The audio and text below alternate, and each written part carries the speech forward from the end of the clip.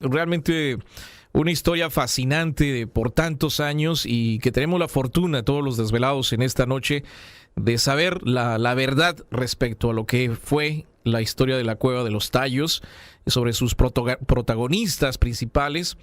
Y bueno, pues antes de eso vamos a recordarles nuestras líneas telefónicas ya conocidas por todos ustedes. En la Unión Americana, el 562-904-4822. En la República Mexicana, 01800-681-1847. Recuerden que también pueden escribirnos a través de nuestro correo electrónico victor@camacho.com.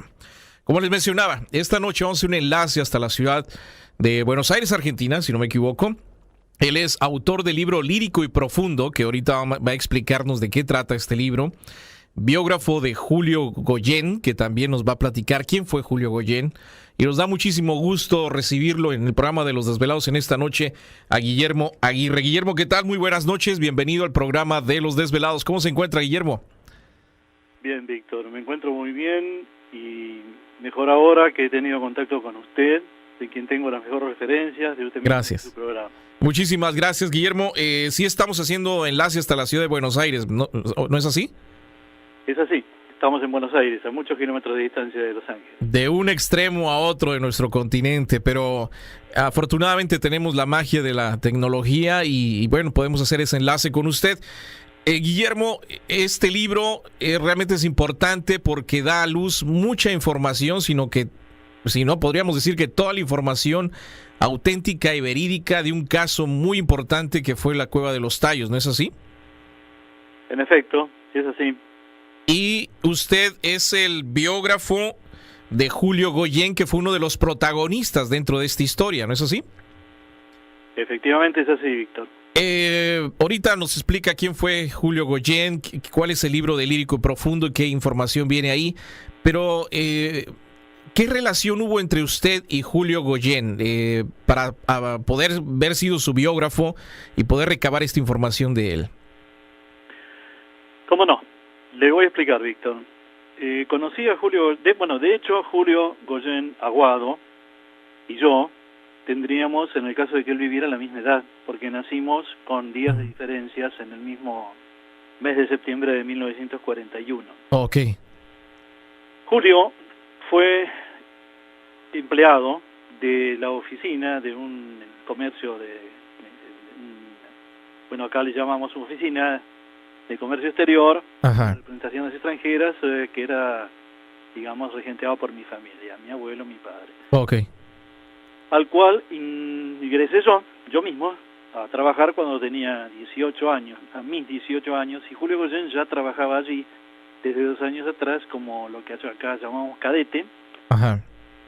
Y bueno, pues allí nos conocimos. Digo, por tener la misma edad hubo esa relación de conectarse inmediatamente, ¿no?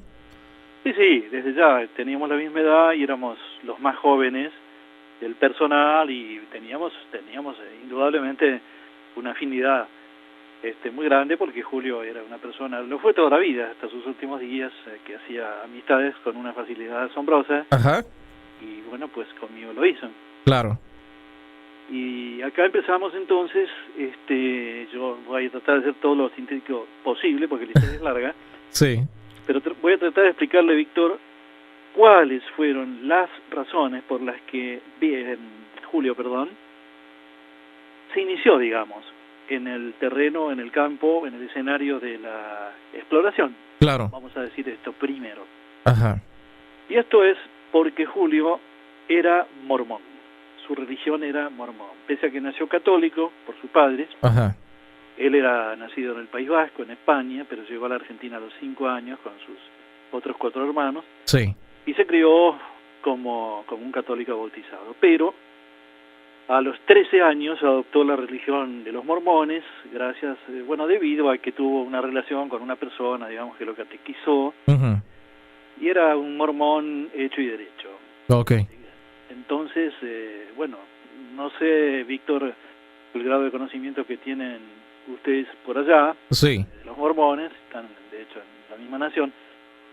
Pero acá eran una cosa muy rara los mormones, de hecho, ¿no? Y era muy poco lo que se conocía de ellos. Entonces Julio me iba explicando, en fin, de qué se trataba, y lo que importa, claro, la historia de los mormones.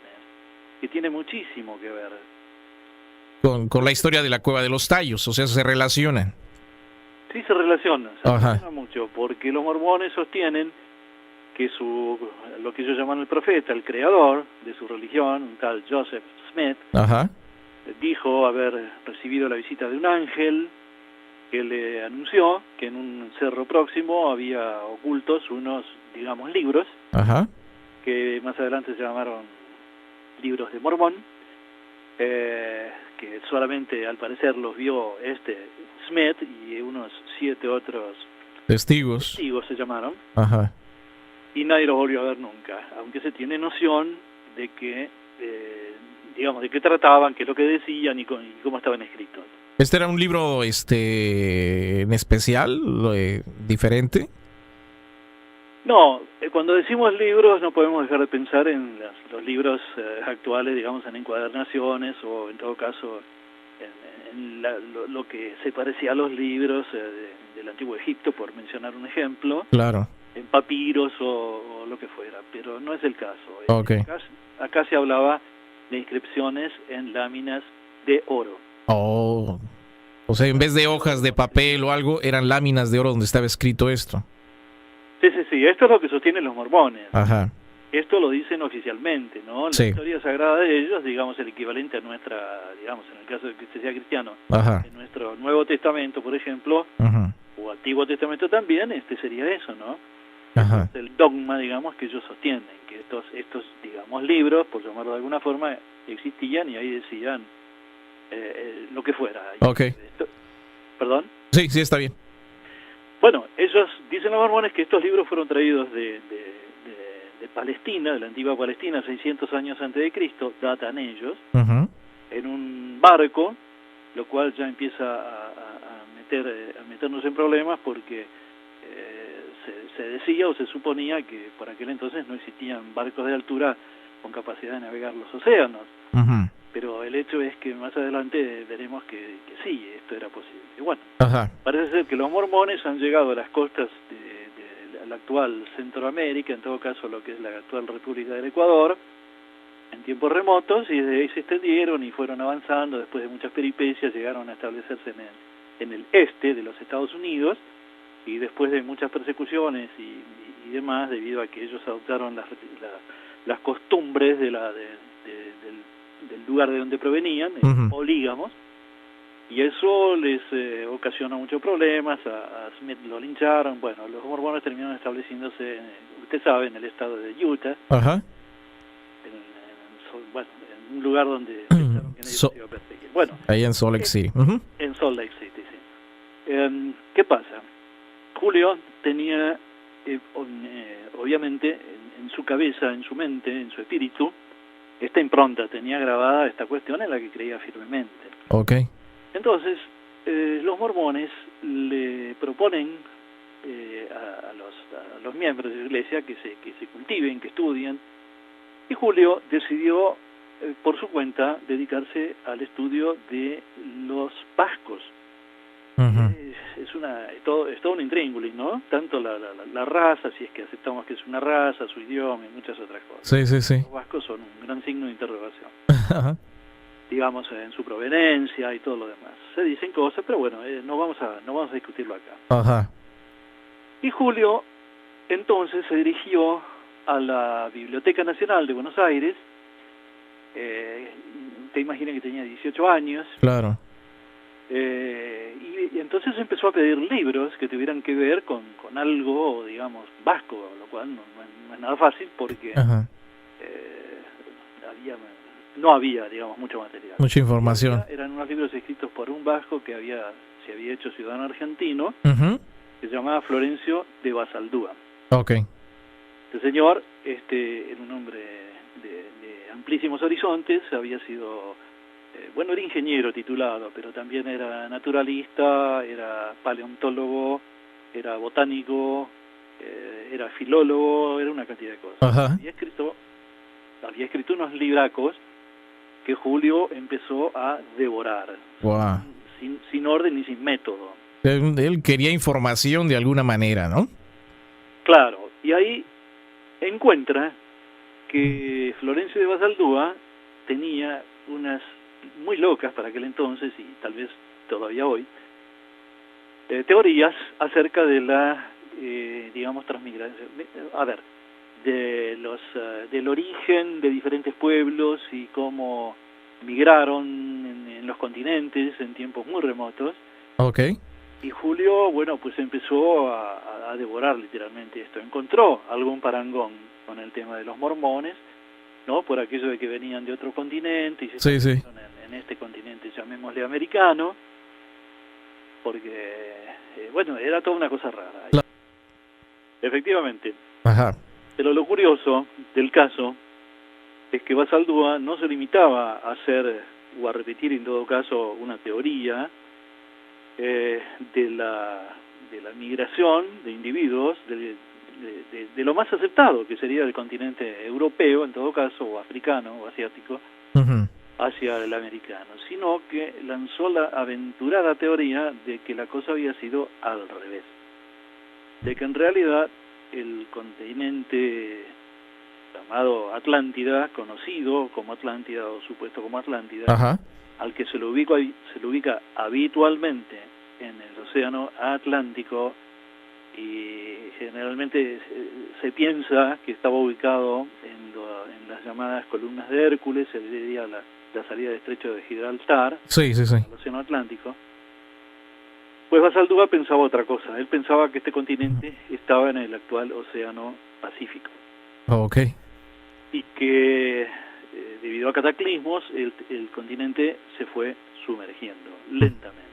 Ajá. No fue un cataclismo de estos de un día para otro, sino que fue muy lento. Ajá. Y esto permitió o obligó a los habitantes de ese continente a que fueran en busca, digamos, de tierra sólida, no inundada, y eso hizo que ocuparan la mayor parte del subcontinente centroamericano. Particularmente me estoy refiriendo al actual territorio del Ecuador, aunque en realidad no solamente se refería a ese actual territorio ecuatoriano, sino también a otros limítrofes, ¿no? Claro. Incluyendo México también. Ajá. Esa es la teoría de Basaldúa. Okay. Bueno, entonces, imagínense lo revolucionario de este concepto, porque él sostenía incluso que ellos colonizaron las altas cumbres de los Andes, que fue lo único que quedó, digamos que no quedó anegado, las aguas, y esa sería la razón por la cual estas civilizaciones conocidas, los incas, los mayas, y otras más, se establecieron. Pero doy esas como ejemplos de los que de los que habitaron los puntos más altos. Claro.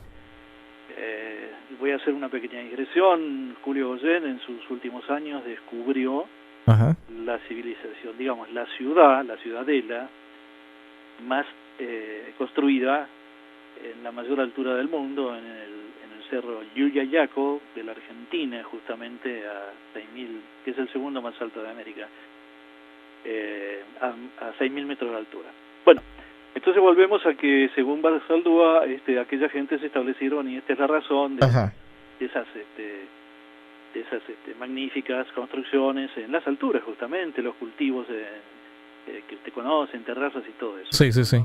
No habría ninguna razón de que se haya hecho eso, porque lógicamente siempre la gente se establece históricamente, ¿no? En los valles. En los valles, no en las altas montañas, con todos los problemas que implica. Bueno, esta era la teoría de Basaldúa. Julio lo hizo suya, esta teoría de Basaldúa. Entonces, mire usted que venía a agregar a su condición de mormón, lo cual lo convertía en una persona bastante extraña, ¿no? Adherir a estas teorías que le estoy diciendo de Basaldúa. Ya esto era mucho más que extraño. Claro. Pues resulta que un día, como todos, él me iba contando día a día todas sus vivencias, todas sus cosas. Entonces, un día como otro, fue a la Biblioteca Nacional, pidió los libros de Basaldúa, pero no estaban disponibles, porque según le explicó la empleada, la bibliotecaria, los había solicitado otra persona. Entonces Julio quiso conocer cuál era la persona que había pedido esos libros. Claro. La persona era Juan Morix. Juan Morix era un húngaro. Sí. Que había llegado a la Argentina. La historia de Morix es bastante rara, yo creo conocerla bien, no se conoce muy bien, es una persona Fíjese usted que se ha dicho que el libro La Hora 25 del rumano Virgil Giorgio habla de un personaje que se llamaba Moritz con TZ en lugar de CZ. Ajá. Y parece que está basado en el libro, quiero decir, en la vida de este hombre. ¿Oh, sí? Que fue una persona perseguida, digamos, una víctima de la guerra. Uh-huh. Estuvo en campos de concentración, tanto de un lado y de otro, de los alemanes, de los aliados, en fin. Ajá. Parece ser que él, digamos, como dije antes, Giorgio había basado su personaje en Juan Moritz. Okay. Juan Moritz se llamaba Janos Moritz, su nombre de bautismo era ese.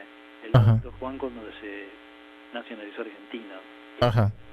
Y era un estudioso, también era un hombre de amplísimos horizontes. En ese entonces él prácticamente vivía haciendo exploraciones y buscando, encontrando y proveyendo a museos, ¿no?, de objetos, de fósiles, de los objetos que habitualmente, digamos, existen en los museos, ¿no? Ajá. De esto prácticamente vivía. Y bueno, él había leyendo, era un hombre que le gustaba leer mucho, tenía gran facilidad para los idiomas. Él conocía la antigua lengua magiar, que es la lengua de los remotos habitantes del actual territorio de Hungría. Ajá. Digamos que los antiguos húngaros se llamarían magiares. Es una lengua muerta. Sí, sí, sí. La conocía. Y para su sorpresa y la de todos quienes conocimos esto, ajá, él formuló la teoría estudiando mapas, planos, escritos y una cantidad enorme de cosas que encontró en la Biblioteca Nacional, que existían individuos en el momento en que estamos hablando, estoy hablando de 1958, ajá, que existían individuos, que existían tribus radicadas en lo más remoto de la Amazonia, particularmente ecuatoriana, ajá, cuyos nombres, los nombres de los sitios, eran, según él, ¿no?, según Moritz, de origen magiar. Entonces, por cierto, se lo comunicó a Julio, que creía firmemente en todo esto. ajá. Juntos empezaron, pese a que los dividía unos cuantos años, porque Julio era un joven, Más joven que Juan. Adulto, ajá, ya pasaba los 30. Pero el hecho es que entonces vamos a pasar, Víctor, rápidamente las páginas porque no, es que la historia es muy larga y es muy interesante, pero bueno, el tiempo es el que nos come. Entonces, se conocen, Juan ve que hay una relación posiblemente con las tribus amazónicas ecuatorianas, con este lenguaje muerto en Hungría, en Bulgaria. En Hungría. En Hungría.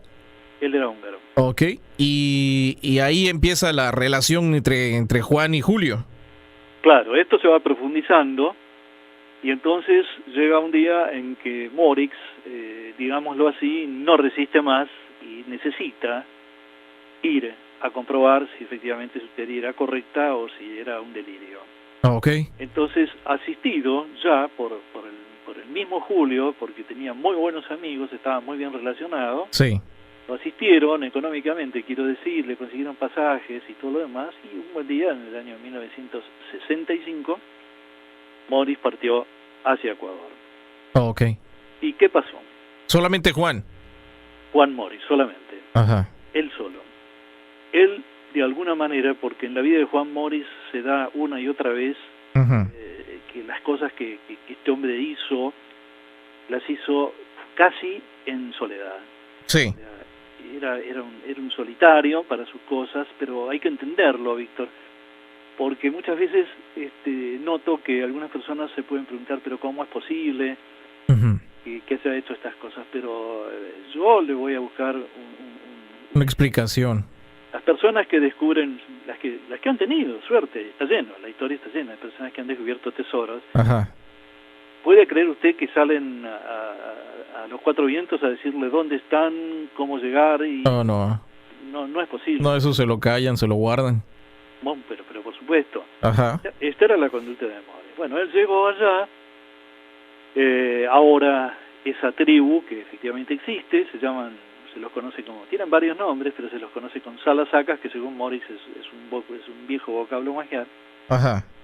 Estos indios, estos indígenas, estas tribus, digamos, son muy diferentes a las tribus, al parecer, digamos, bueno, las más difundidas en la región. Sí, sí, sí.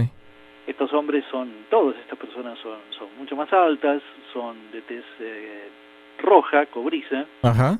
pero más que cobriza, esto puede inducir a una equivocación. Definitivamente roja, y todos tienen ojos claros grises. Wow, qué interesante.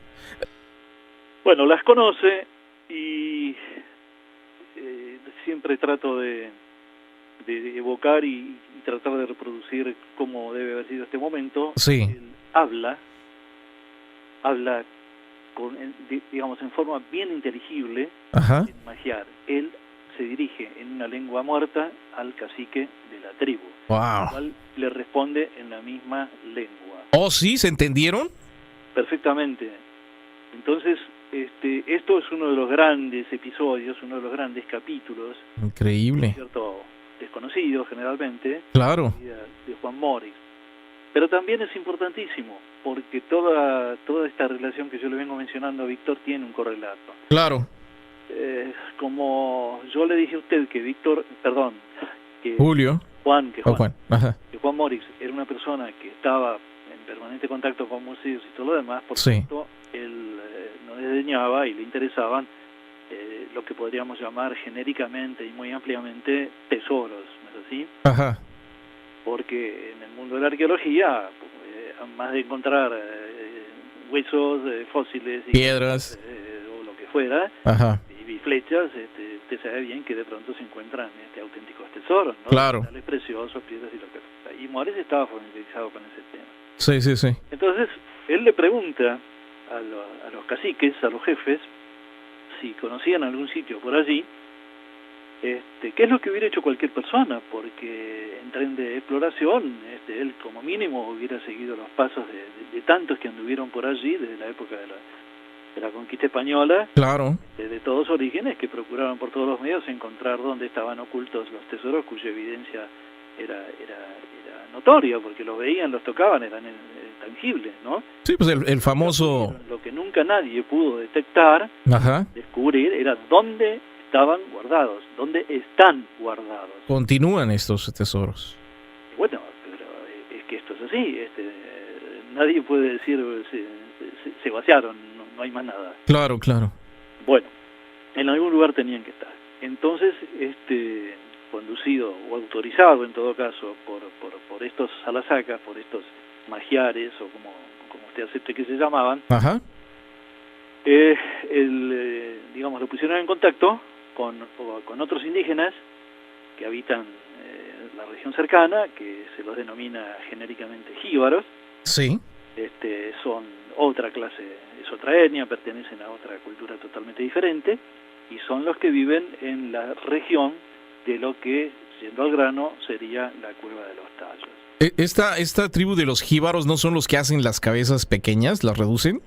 Sí, desde ya, hasta el año 1962, ajá, se conocía, hay infinitos ejemplos de estas cabezas en los museos de ciencias naturales, ajá, en Ecuador, por supuesto. Tenían las mismas costumbres de tribus de las antípodas del mundo, ¿no? Los indígenas de Borneo hacían lo mismo, cazadores de cabeza, cazaban con cerbatana, con dardos envenenados, parece que fueran primos hermanos, y es una curiosidad más. Claro. Y efectivamente eran cazadores y reducidores de cabezas. Dicen las autoridades del país, de Ecuador, que en el año 1962 fue el último año en que, digamos, se encontraron cabezas reducidas, y que después, bueno, ya han habido políticas ahí de la nación, del país, en fin, en procura de que estas costumbres, digamos, no perduren, no perseveren. Ajá. Entonces, conoce a esta tribu. Conoce a esta tribu, y entonces esta tribu, por encargo de los otros, lo conducen a Juan a la Cueva de los Tallos. Y acá debo hacer un paréntesis, porque ajá, acá siempre se habla, y digo se habla porque lamentablemente se habla mal, no se sabe de qué se habla, y se dice cualquier cosa, y se macanea, bueno, es un término argentino, no sé si usted lo... ajá, sí, sí, sí. Interpretar, pero digamos, se falsea la realidad, se dicen cualquier cosa. Ajá. Pero la cueva de los Tallos no es una cueva, sino que estamos hablando de un sistema de cuevas. Okay. Como los tallos en definitiva son unos pájaros, ese es el nombre común que tienen unas aves que viven en la región. Sí. Pero que en otros países, que también hay, se los conoce con otros nombres. Por ejemplo, en Venezuela se los conoce como guácharos. Uh-huh. No sé qué otro nombre puedan tener. En otros lados. Pero bueno, pues así se les dice tallos. Okay. ¿Perdón? Sí, entonces por la gran cantidad de aves que hay en ese lugar se le nombra así estas cuevas. Claro, entonces digamos que hay cuevas, plural, cuevas de tallos por allí. Ajá. Entonces, obviamente, él no, además de resultarle una sorpresa enorme, visitar una de estas cuevas, porque los tallos son unas aves extraordinarias, muy, muy raras. Ajá. Son, si se me permite la licencia, se parecen a los murciélagos en el sentido que son casi ciegos, viven en las cavernas, duermen colgados cabeza abajo. Okay. Salen solamente de noche, comen insectos, frutos, semillas oleaginosos y no metabolizan el aceite de estos frutos y lo acumulan en su cuerpo. Ajá. Por eso les llaman pájaros aceiteros. Uh-huh. Y se los caza, se los recolecta 2 veces por año ahí en la región para extraerle muy fácilmente el aceite que guardan, digamos lo que serían los muslos de las patas, ¿no? Ajá. Bueno, los llevan a Morris a una de estas cuevas y Morris, por cierto, queda fascinado con lo que ve, porque aparte de estas aves, lo que había eran unas construcciones bajo tierra, sobrenaturales, por decirlo de alguna forma. Ajá. A 300 metros de profundidad hay construcciones de enormes bloques de piedra similares a las que hay en la superficie en las regiones, digamos, donde estaban los mayas, por decir algo. Okay. Será también. Encontrarse con ese tipo de construcciones hechas indudablemente por el hombre a 300 metros de profundidad. Ajá. Es para poner, digamos que los pelos de punta a cualquiera. Claro, imagínense, o sea, es como una ciudad subterránea, por decir así. Y sí, yo no digo, yo en realidad no afirmo, él tampoco, no se trataba de una ciudad, pero lo que hay es lo que acabo de decirle. Construcciones. Ya, por supuesto, y publicada, por cierto, que en mi libro también, y además hay partes de las cuevas que no fueron hechas por el hombre, pero fueron modificadas indudablemente por el hombre, porque tienen el techo absolutamente liso, las paredes lisas, pero lisas como si fueran, parece hasta de mármol, por decirlo de alguna forma. Sí. Y hay ángulos rectos, perfectos, ¿no? Que esto en la naturaleza, en las cavernas no existe. Claro.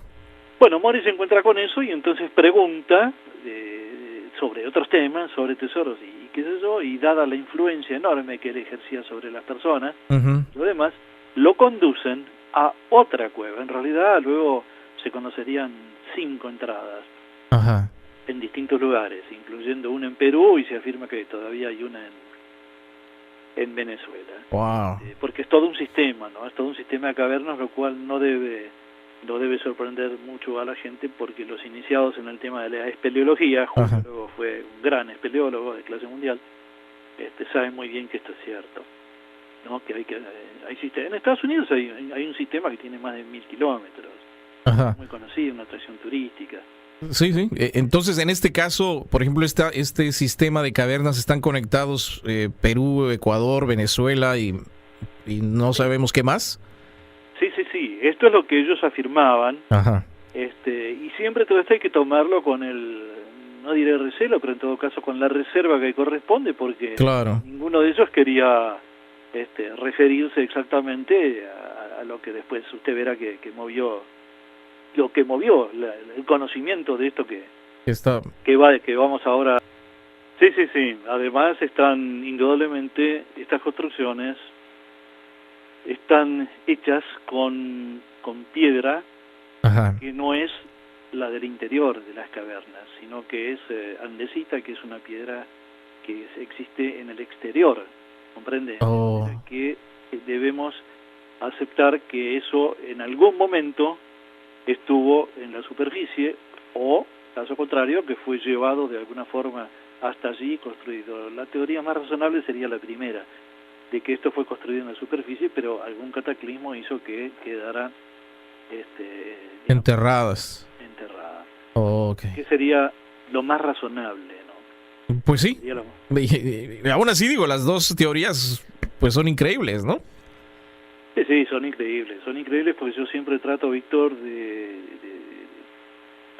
yo mismo lo he hecho muchísimas veces con el ejercicio de imaginar lo que puede sentir una persona que por primera vez se encuentra con esto, ¿no? Imagínese. Eso solo ya, porque Juan venía de sorpresa en sorpresa. La primera era la confirmación de su teoría de que efectivamente en esa región había vestigios evidentes de que había habido ahí otra civilización, aparentemente de un origen europeo. Luego él lanzaría la teoría contraria de que ya se lo voy a explicar. De que de ahí había partido. Que este era el continente madre. Claro. Bueno, el hecho es que entonces Juan Morix, en aquel momento conoce una caverna. Ajá. Que más adelante yo le explicaré por qué. Ahora le voy a decir algo sí. de cómo llega a eso. Nadie supo de la existencia, nadie, quiero decir, en Occidente o en el mundo diferente, digamos, en el mundo académico, tuvo siquiera la idea de por dónde se podía llegar a lo que yo llamo las cámaras donde están los tesoros, ¿no? Okay. Que luego describiremos. Sí. Porque nadie puede imaginar que uno puede entrar y salir alegremente de estas cámaras y echar mano de los tesoros y que esto es imposible siquiera imaginarlo, ¿no? Claro. Algunos lo dicen y sinceramente no saben de qué hablan. Ajá. Bueno, entonces el hecho es que Morris, que era una persona de temperamento temerario, un hombre intrépido, de un gran coraje, pues se introduce en una de las cavernas que tiene una entrada muy singular, que queda totalmente aislada y nadie podría ni siquiera detectar que se trata de una caverna. Okay. Pues Morris se mete por allí y va avanzando en un mundo irreal como es el de esas cavernas que tienen unos lagos y ríos subterráneos y desfiladeros en altura, y se sube y se baja. Es un mundo. Hay bóvedas internas que tienen por lo menos 50 metros de altura. Algunos han dicho que 80. Es muy difícil medirlo porque desde abajo, dada la oscuridad, claro, es difícil detectarlo. Y recordar que él iba solo haciendo esta exploración, ¿verdad? Absolutamente solo, porque los jíbaros no pueden entrar a esas cuevas, que quede bien claro. Porque ellos tienen un tabú. Okay. Que es histórico. Esto le viene desde los antepasados. Esto es lógico. Sí. Las personas, quienes quiera que hayan sido, que guardaron sus enormísimos tesoros en esos lugares, lo que hacían habitualmente era matar a los que habían llevado estos tesoros, y solamente quedaban los que sabían dónde estaban y cómo llegar y todo lo demás. Claro. A otros, es sabido, estas costumbres son muy conocidas. Y muy conocidas y por otra parte muy razonables, Víctor. Claro. ¿No? Imagínese lo que sería que todo esto estuviera en conocimiento de cualquiera, ¿no? Cierto. Y había un tabú, un enorme tabú que sigue vigente hoy todavía, ¿no? Que pierden la vida los que siquiera piensen en estas cosas, y que los tipos no se introducen ahí de ninguna manera, nunca pasan más allá de donde están, de la frontera de los pájaros, vamos a decir. Claro. Que ellos creen que los aullidos, que son muy espantosos, que hielan la sangre de estos pájaros, son las ánimas de sus antepasados, y que los están rechazando. Están llenos de estas supersticiones y estas cosas que no las toman broma de ninguna manera, pero claro, funcionan. Y si funcionan, quiere decir que existen, y bueno, así es. Bueno, pues Morris se introduce, avanza y llega a la que sería la primera de las cámaras de la sorpresa, ¿no? Ahí es un ámbito que tiene un orificio en lo que sería la cumbre, en la bóveda, donde luego se comprobaría que una vez por año, en el solsticio, dos veces por año, en los solsticios, por ahí entra un rayo de luz que cae justo sobre una mesa ritual. Ahí parece que hubiera con 7 sitios, lo cual, imagínense, ya da la pauta de que ahí existían personas que utilizaban esto como un sitio ceremonial, ¿no? Y después, siguiendo unos recovecos muy extraños y apasionantes, llega a otra cámara donde hay él lo llamó en su momento, así se lo dijo Julio, lo llamó esqueletos. Esqueletos. Esqueletos dorados, no dijo cuerpos, él llamó esqueletos. Ajá. Uno de los cuales, el principal, estaría en una especie de sarcófago, algo parecido a los egipcios, pero que es translúcido, como si fuera de cuarzo translúcido. Transparente, entonces. Y Julio dijo, y yo, Víctor, le pido que usted entienda que todo lo mío es testimonial. Claro. Yo no hablo por mí, yo no digo hay tal cosa ni tal otra. Yo digo, Morix y Julio dijeron, que fueron las dos únicas personas que yo conozco que estuvieron ahí. Sí, suena muy Indiana Jones, pero bueno, esto es así. Ajá. Esto es así. Después de esto yo le voy a relatar lo mismo, porque digamos este relato le fue hecho por Juan Morix a Julio Goyen en aquel entonces. Claro. Pero luego, cuando Julio lo vio con sus propios ojos, lo relató exactamente de la misma manera, sin una diferencia de un punto ni una coma. Y bueno. O sea, estamos hablando de que esto es lo que vivió Juan en 1965. Sí, señor. Ok. Esto es así. Entonces, después de esto, llegamos a la última de las cámaras, donde ahí está el gran tesoro. Y esto es una cantidad muy grande, de cientos, tal vez miles, de láminas de distintos materiales, predominantemente de oro, con inscripciones de tipo jeroglífico, cuneiforme, por dar un ejemplo, ¿no? Sí. Son inscripciones que no han sido descifradas todavía. Pero también, más adelante se vería que había otras. También hay de cobre, hay de plata. Son todos metales que se encontraban y se encuentran libremente en la naturaleza. Sí. Y siempre han sido utilizadas por el hombre en todas las regiones del mundo, ¿no? Para grabar sus cosas, para sus imágenes y sus escrituras, porque son metales nobles que no se corroen, que duran una eternidad, y bueno, pues son los más idóneos, digamos, para estas cosas. Pues esa sería la razón, ¿no? Entonces esta cámara estaba llena de láminas de metal con escritura. Sí. Ajá. Con escrituras, imágenes, y también es extraordinario que hay una cantidad, cientos tal vez, de lo que llamaríamos estatuas. Estas sí son todas de oro. Estatuas. Sí, pero que no son estatuas en el sentido convencional de la palabra, en cuanto a que han sido talladas por el hombre, ¿no es cierto? Ajá. Como un escultor, han sido esculpidas, sino que han sido vaciadas con metal fundido, con oro fundido, en distintas capas, en moldes en bajo relieve, ¿no? Moldes de piedra. Okay. Los moldes estos, digamos, no están los moldes, pero sí están las, llamémosle, estatuas. Pero con lo interesante es que tienen imágenes de animales que no son originarios, por cierto, de este continente. Animales, o sea, pero son conocidos, pero no son del área. No son del área.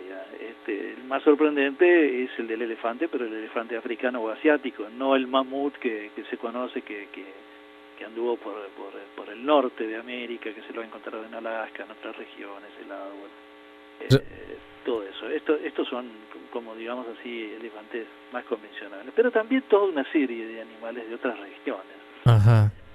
Bueno, entonces Morix descubre esto que le estoy diciendo. La vida de este hombre obviamente cambió a partir de ese momento, como es de imaginar. Claro. Entonces Morix, cuando vuelve a Buenos Aires, este hombre se encuentra con el enorme dilema de haber descubierto un tesoro de semejante magnitud, y yo le pido que se ponga en este lugar, como me he puesto tantas veces yo. ¿Y ahora qué hacemos? Sí, ponernos en los zapatos de él y el dilema, oye, ¿qué hago? ¿Digo? ¿No digo? Ahora, ¿no? Como les ha pasado a tantas personas que han descubierto tesoros, claro, barcos, galeones, lo que usted quiera, no salen corriendo a decir ¿dónde está? Encuentro el tesoro del pirata, por utilizar una frase que puede ser hasta cómica, ¿no es claro. Y bueno, imagínense cuál sería su conducta, ¿no? Uh-huh. Y bueno, y Morix hace eso. Entonces él vuelve a Buenos Aires, que es donde vivía en definitiva, habla con Julio, les revela imagínese la emoción de claro. las personas, particularmente la de Julio, que directamente pasó vivía a 1 metro sobre la tierra, porque ya no tenía paz a partir de ese momento. Claro. Entonces, Morris dice que tenía muchísimo miedo de que esto trascendiera y que se conociera y que, como ha pasado en tantos lados, ¿no? Claro. Que birlaran esos tesoros y lo que fuera. Entonces, decide radicarse en Ecuador. Él se va para allá entonces. Y se va para allá, y se queda viviendo en Guayaquil, Ecuador. Ajá. Es curioso saber que Morix fue un hombre que vivió toda su vida hasta que murió en 1991 en hoteles. Nunca tuvo una propiedad inmueble que me ha preguntado. Ajá. Era soltero, era lo que se conoce como un solterón. O sea, nunca se casó. Nunca se casó. O sea, esto nos enseña de que no fue una persona que pensó estar en un lugar todo el tiempo, ¿no? Sí, él dedicó a partir de ese momento su vida a eso, digamos, a todo ese escenario que desconocía y que de pronto por llámele usted lo que quiera, casualidad, destino, predestinación, en fin, descubrió. Ajá. Muy bien. Entonces, ¿qué pasa? Julio, en este lado, estaba en estado permanente, digamos, de emoción violenta con todo esto. Ajá. Se escribía, se carteaba en aquel entonces, todo era por carta. Ajá. Tenían, digamos, cruzaban una cantidad enorme de correspondencia confidencial. Nadie veía eso, todo era confidencial. Sí. Entonces, Julio decide proponerle a Morix hacer una expedición, digamos así, oficial. Ajá. Para dar a conocer al mundo debidamente y con los resguardos que Morris pretendiera, para dar a conocer al mundo este descubrimiento. Okay. Morris lo acepta. Entonces vuelven a Argentina y Julio había hecho esta propuesta a gente del gobierno. En aquel entonces había en la Argentina un gobierno militar, un gobierno de facto, sí, con el cual Julio tenía muy buenos contactos, porque él tenía buenos contactos con todo el mundo, ¿no? Ajá. El presidente de la Nación, que se llamaba Onganía, un general en aquel entonces, lo recibe en la Casa de Gobierno. Wow. A Morix, le cuenta todas estas cosas, el presidente queda totalmente sorprendido por este tema y entonces claro. Dice que bueno, que va como, digamos, la Argentina como Estado. Ajá. Va a financiar, a armar una expedición. Okay. Con el fin que yo le acabo de comentar. Claro. Lógicamente con la participación de Julio, que fue quien hizo el contacto. Uh-huh. Pero luego pasa que se empieza a hacer un expediente burocrático, empieza a recorrer oficinas, expediente, informes y todo lo demás. Ajá. Y Morris estaba muy inquieto y Julio también. Entonces Julio decidió ir a ver a los mormones. Acá aparece Víctor, la casualidad. Usted recordará que cuando yo empecé a contar esta historia, sí, el hecho de que Julio fuera mormón, fíjese la importancia que tendría. Claro. Entonces Julio va a entrevistar a las altas autoridades de los mormones, se llaman presidentes. Uh-huh. Estas autoridades, al presidente de la misión argentina, al de la misión andina, que tenía residencia en Lima, Perú, ajá, al de Uruguay, y se juntan todos ellos un día y deciden apoyar a Morris y patrocinar esa expedición. Uh-huh. Entonces, un día de 1968, sí, ya habían transcurrido 3 años, bueno, aparte ya había partido antes Morris, y en febrero de ese año parte Julio primero fue hacia Lima, Perú.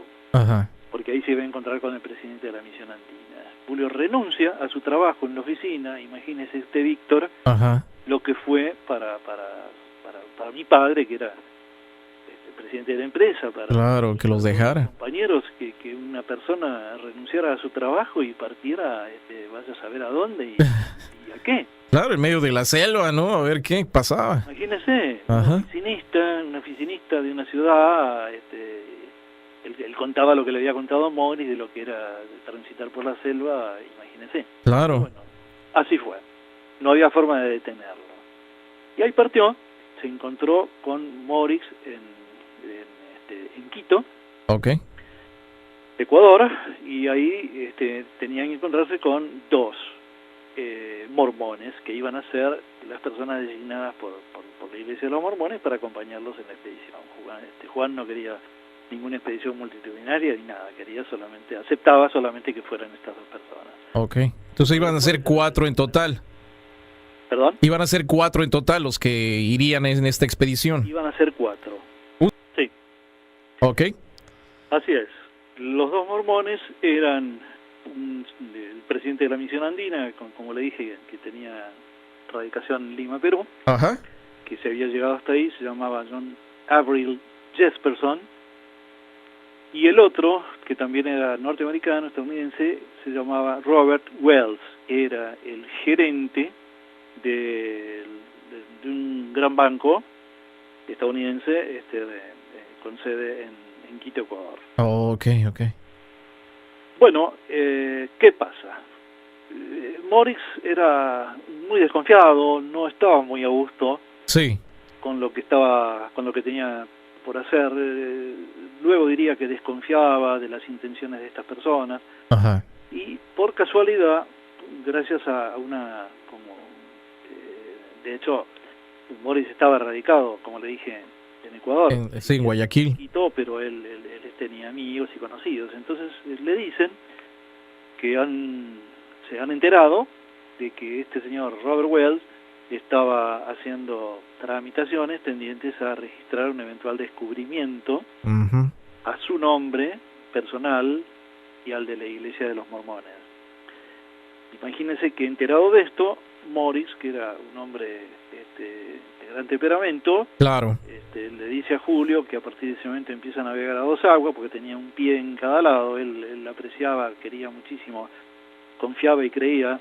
Julio. Morris, por el otro lado, era un miembro fiel, digamos, de los mormones, y ahí se le crea el primero de sus grandes conflictos. Claro. Y le adelanto que esto terminaría con que Julio se separaría más adelante de esta iglesia y no profesaría más la religión. Ajá. Pero en ese momento sí lo era. Entonces, Morris, como le digo, decide no conducir a los americanos a las cuevas. ¿O no entonces? Decide no conducirlo, no se lo dice. Entonces, viendo que Julio estaba totalmente desolado, porque claro, la situación se había transformado en dramática, uh-huh, le dice a Julio que para demostrarle a Julio que todo lo que le había comentado, todo lo que le había dicho era cierto, lo va a llevar a él, a Julio, solamente a él, a la cueva. uh-huh. Vamos a decirlo así. Sí. Entonces, les comunica a los americanos que necesitan hacer un viaje previo, que les va a insumir 2 o 3 días para preparar toda la cosa, los lugares donde iban a recibir, claro, para avisar, para construir las balsas que necesitaban para bajar el río y todo eso, para conseguir mulas, para conseguir un jeep. Entonces, los americanos no tienen otro remedio que aceptar esto y parten en avión, van hasta la localidad de Cuenca, después de ahí, van en jeep, luego en mulas y luego a pie, y entonces Juan Morris lo condujo a Julio primero a la cueva que le describí anteriormente, o sea, esa en la que hay estas construcciones. Ajá. Esa no es la que sale en la fotografía, la que como que tiene una entrada, esa, digamos, es la más conocida, ¿no? Sí. La que se hizo bastante célebre, digamos así, ha sido reproducida, por cierto que sin permiso de nadie, pero bueno, lo han reproducido y seguirán reproduciendo todo el mundo, porque acá el copyright, como usted verá, no funciona mucho. Bueno. Ajá. Entonces, el hecho es que en aquel día de 1968, Morris lo lleva a Julio al lugar que yo le dije. Claro. Vamos a llamarla la entrada secreta, que todavía, según mi conocimiento, no es conocida por nadie. Ajá.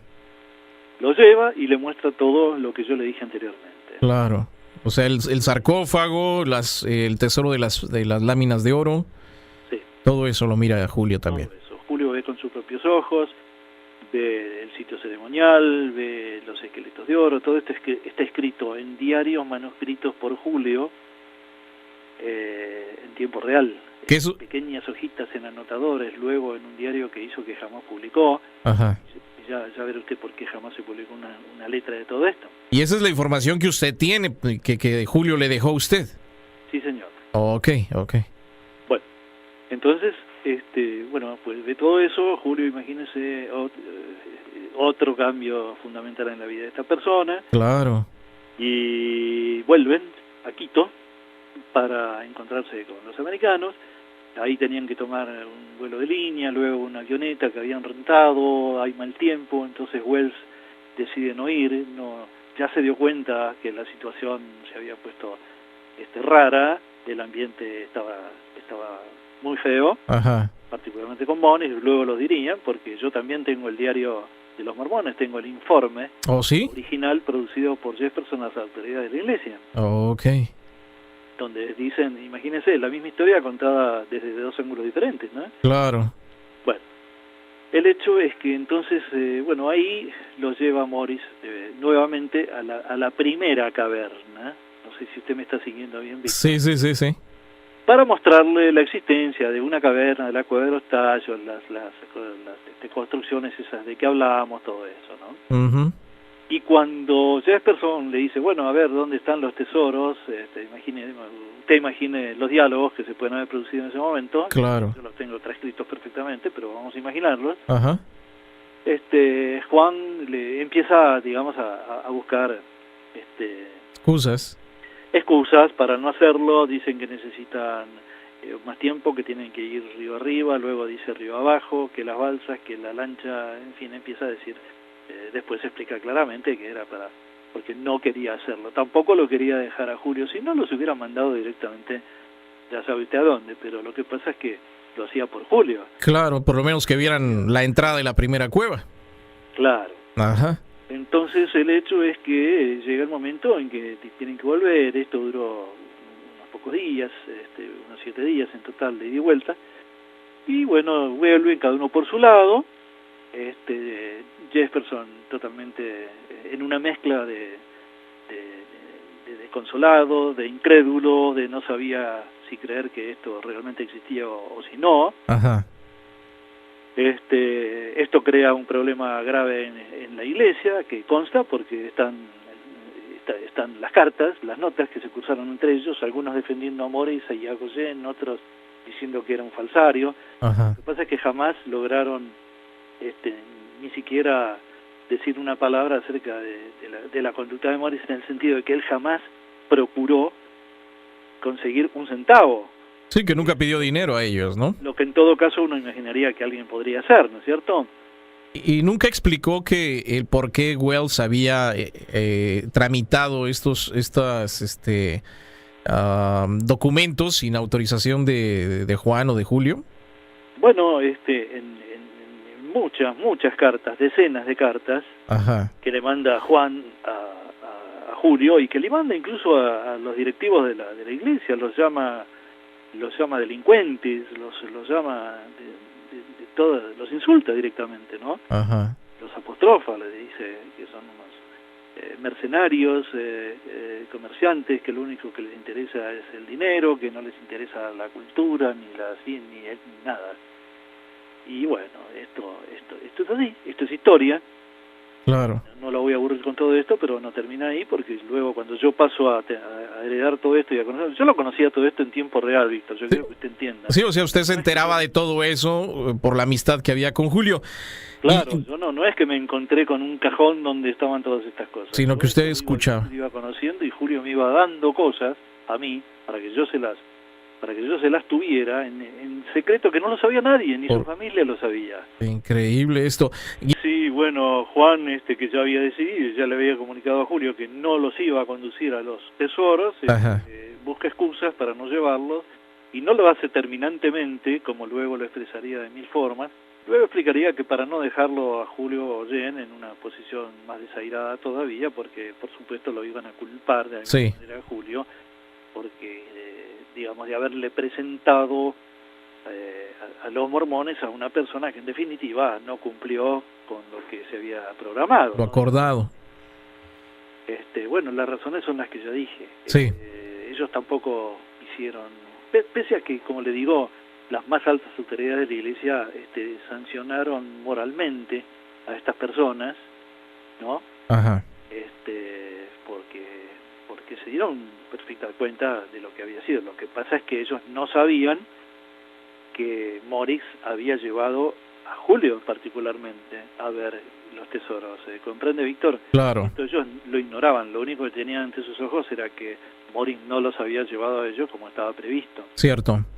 Y por supuesto procedieron en consecuencia. Bueno, aquí entonces empieza otra historia. Morix, por supuesto, se queda allá en Guayaquil. Ya entonces ya había levantado polvareda a este asunto porque Wells era una persona muy, muy conocida. De mucha influencia. Imagínense que era el gerente general de un banco, el banco más importante, extranjero, y ya se habían hecho tramitaciones burocráticas y qué sé yo, y ya se sabía. Ajá. de que algo había con todo esto. Entonces, Morix, a través de una persona, de un abogado ecuatoriano, muy bien relacionado, toma contacto con autoridades del gobierno ecuatoriano. Lo reciben y deciden entonces ellos mismos, los ecuatorianos, armar una expedición para que vayan a ver, en definitiva, lo de Morix. Pero Morix, por supuesto que no iba impunemente a llevar a la gente, otra vez como dije anteriormente, vengan y vean y hagan lo que quieran. ¿No? Claro. Ese no era el espíritu, por supuesto. Ajá.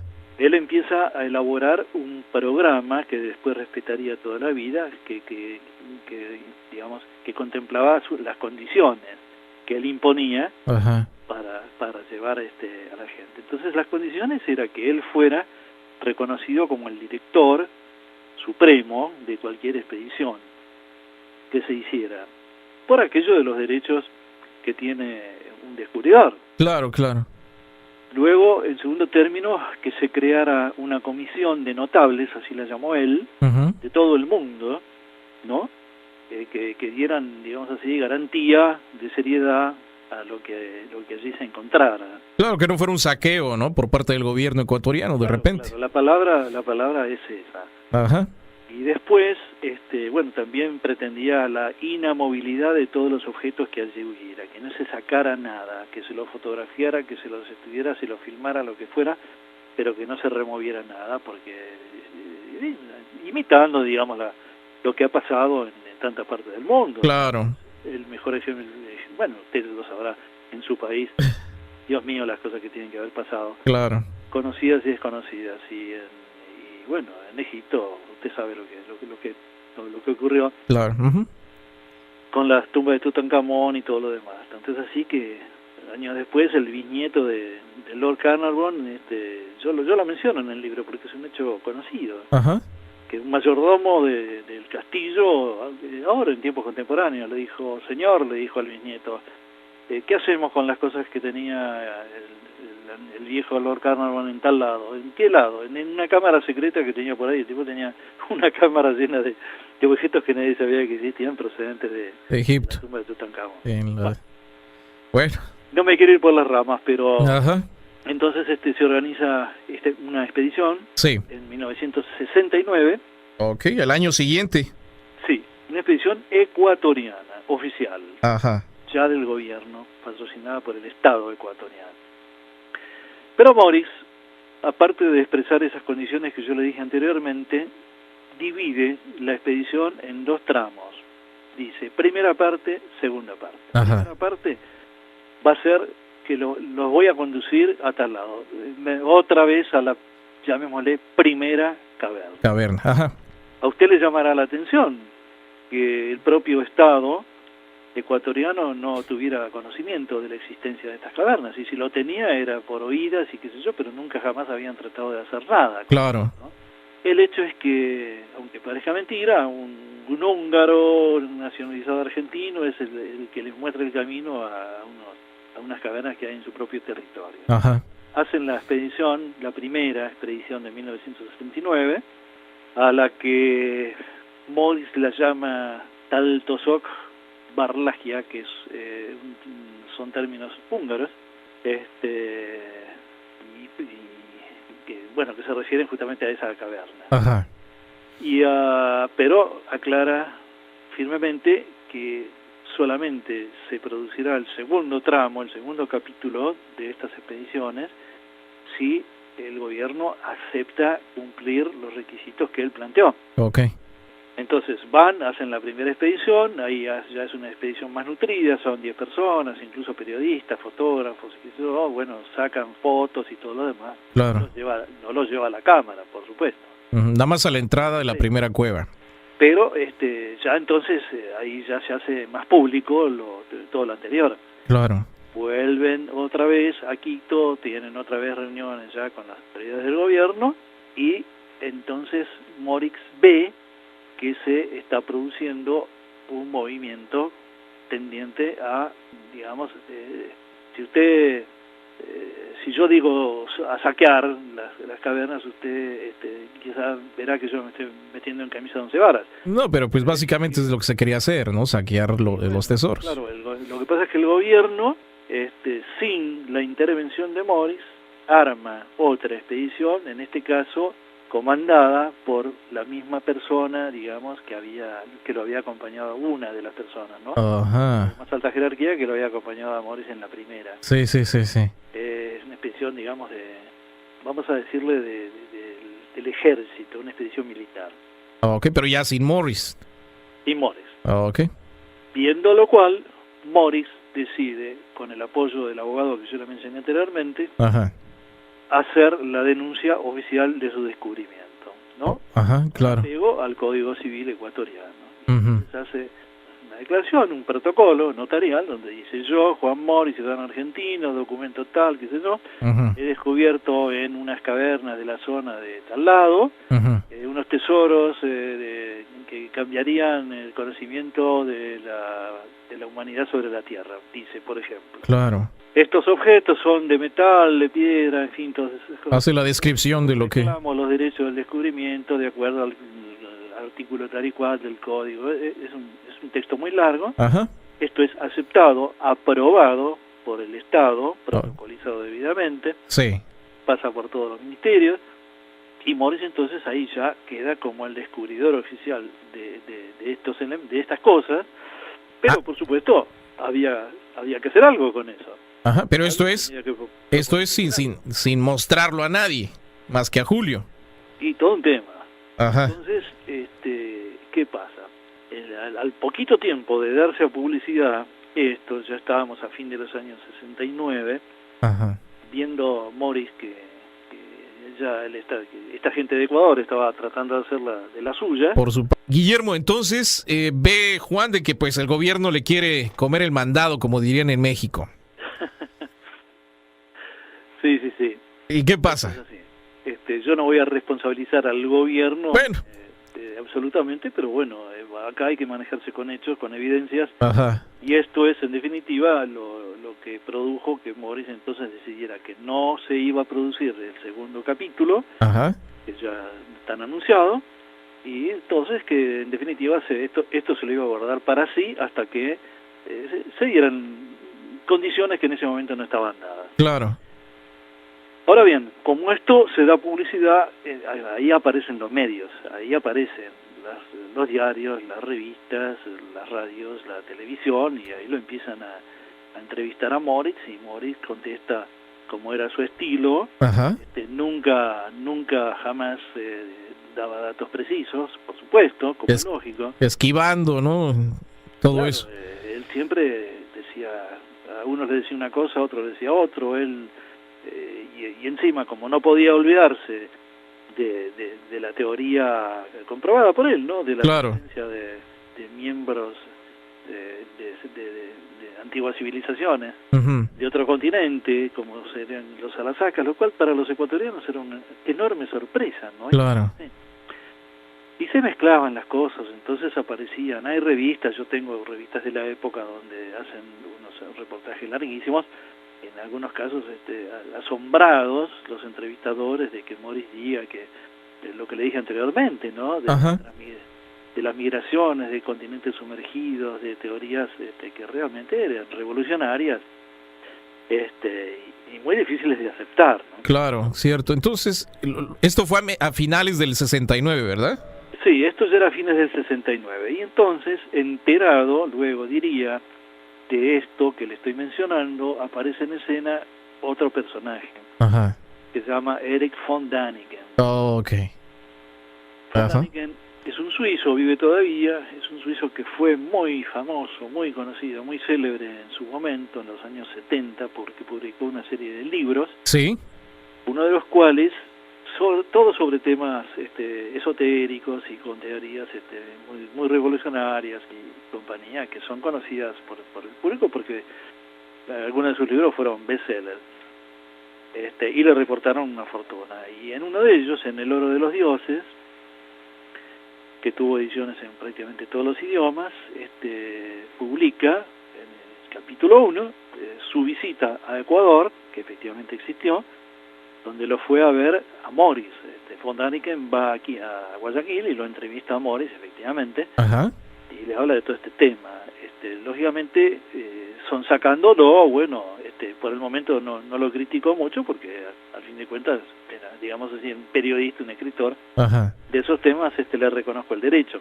Uh-huh. Lo que pasa es que Morris, por cierto, no los lleva de ninguna manera a las cuevas ni nada que se le parezca. O sea, nada más ellos platican y es todo lo que es la única relación que hubo ahí. Y eso es todo. Ajá.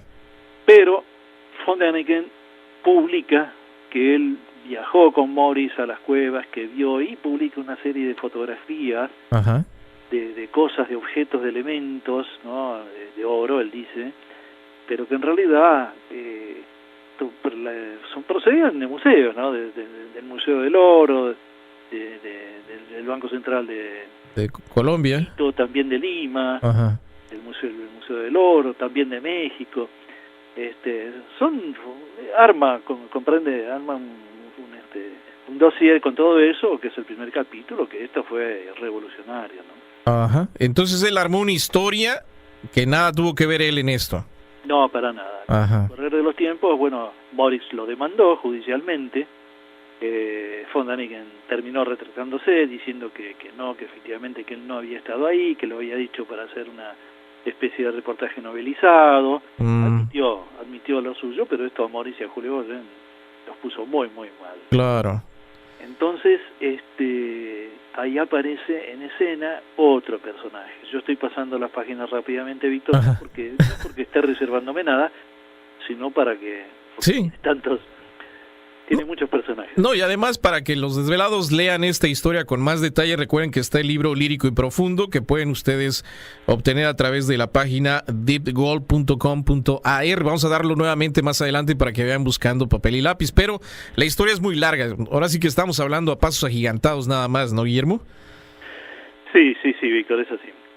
Entonces, de la lectura de este bestseller, porque esto fue un auténtico bestseller mundial. Sí, La nave de los dioses, El retorno de los dioses, algo así. El regreso al futuro, una serie de títulos. De ahí sale una película muy famosa, un filme. Sí, la nave de los dioses, creo que así se llama, ¿no? El filme se llamaba... Regreso, no me acuerdo bien. O El regreso de los dioses. Regreso al futuro, una cosa así. Ajá. Pero bueno, hace su dinero Von Däniken con esto. Una fortuna. Se calcula que ganó entre 15 y 16 millones de dólares de aquel entonces. Imagínese. Bueno. ¿Y qué pasa? Este libro es leído entonces por una persona de otro continente. Ajá. Un escocés llamado Stanley Hall, que también vive. Ajá. Un escocés que luego se vería que era un ingeniero de minas, de minería, pero que también tuvo actuación aunque esto no tenga que ver, después se verá que sí tiene que ver. Ajá. Un hombre que fue durante la Segunda Guerra Mundial miembro de inteligencia del ejército británico, o del gobierno británico, que bueno, el hecho es que, y además perteneciente a una muy conocida y muy extendida secta radicada, digamos, cuya cabeza se reconoce que está radicada en Escocia, justamente. Las logias, ¿no? Las logias. Ajá. Entonces, esto tiene que ver. Ajá. El hecho es que Hall se presenta por nota por carta ante Morix. Morix lo deriva a Peña, a Peña Mateusa se llamaba el abogado. Okay. Y entonces se inicia una correspondencia que es una catarata, porque hay cartas, en una semana hay, por ejemplo, 5 cartas de Hall, ¿no? Por ejemplo, ida y vuelta y respuestas y telexes y qué sé yo. No había correo electrónico, no había otros medios, de manera que todo era por carta, mucho más largo y más lento, ¿no? Claro. Hall le hace a Morris todas las proposiciones que usted puede imaginar tendientes a que Hall en definitiva conduzca otra vez otra expedición, en este caso una expedición británica. Y avanzan, digamos así, las negociaciones, ¿no? Sí. Con todas las propuestas que realmente eran interesantísimas para Morris, y por primera vez se lo reconocía como Morris pretendía que se lo reconociera. Claro. Con seriedad, a alto nivel, ¿no? Para eso los militares ecuatorianos no encontraron absolutamente nada. No, por supuesto. Por supuesto, porque de esto han pasado miles de años y luego han pasado decenas de años. Nada. Pues, digamos, de estos episodios, y nunca nadie encontró un caramelo ahí adentro. Sí. Esto es así. Después vamos a ver por qué, porque no se trata simplemente de que bueno, sabemos que están las cosas, entonces vamos a dar vueltas por ahí y vamos a encontrarlo. Esto no es así.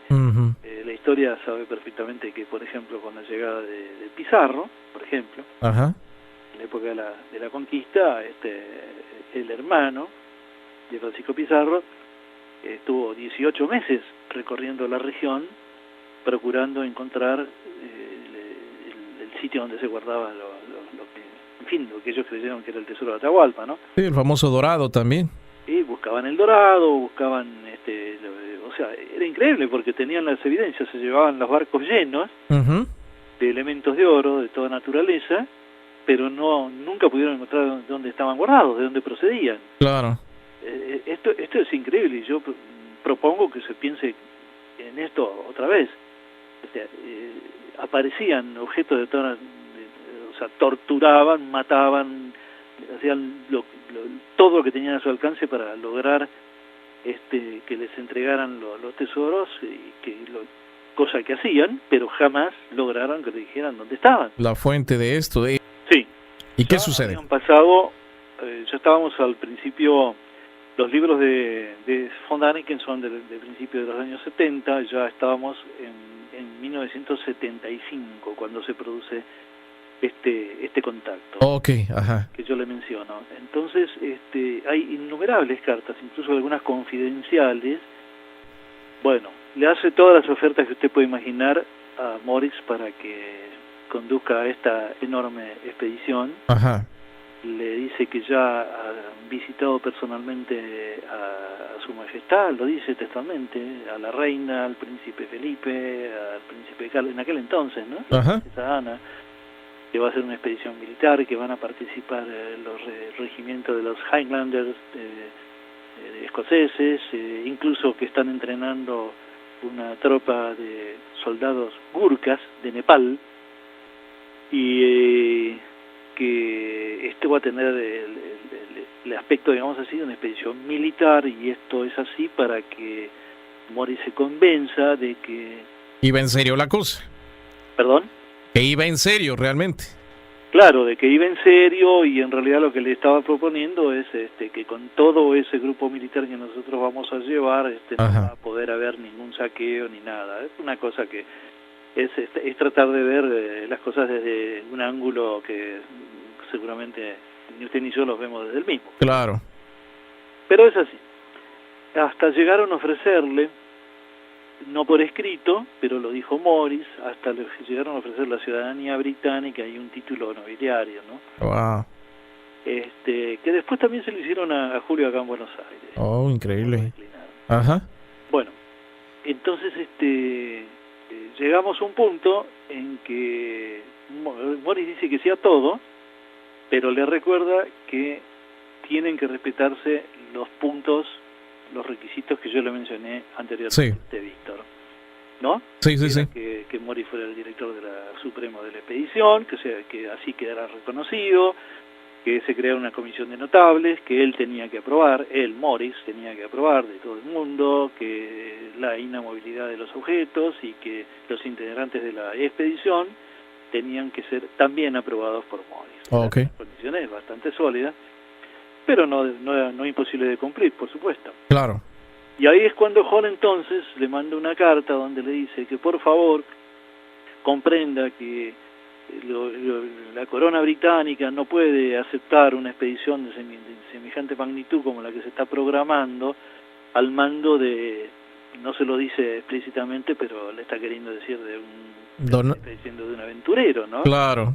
De una persona sin pergaminos, que está todo basado en definitiva en sus dichos, ¿no? Claro. Y Morris, como siempre, se enoja mucho y le dice, señores, se acabó. No voy, vayan ustedes, blum, y baja la cortina.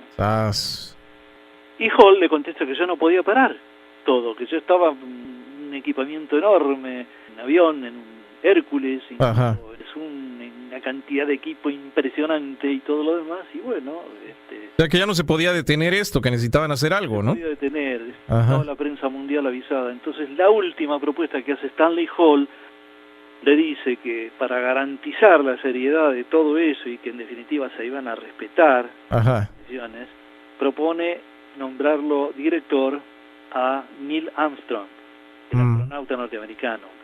Imagínese, el primer hombre sobre la luna. Claro. Aparte, Armstrong era un profesor de la universidad, creo que de Cincinnati. Ajá. Un hombre muy parco, muy poco afecto a las... el hombre más reservado, el que menos habló de su experiencia, ¿no? Claro. Del que se decía que era también perteneciente a la logia. ¿Y qué dice Morris? Morris dice que no le interesa.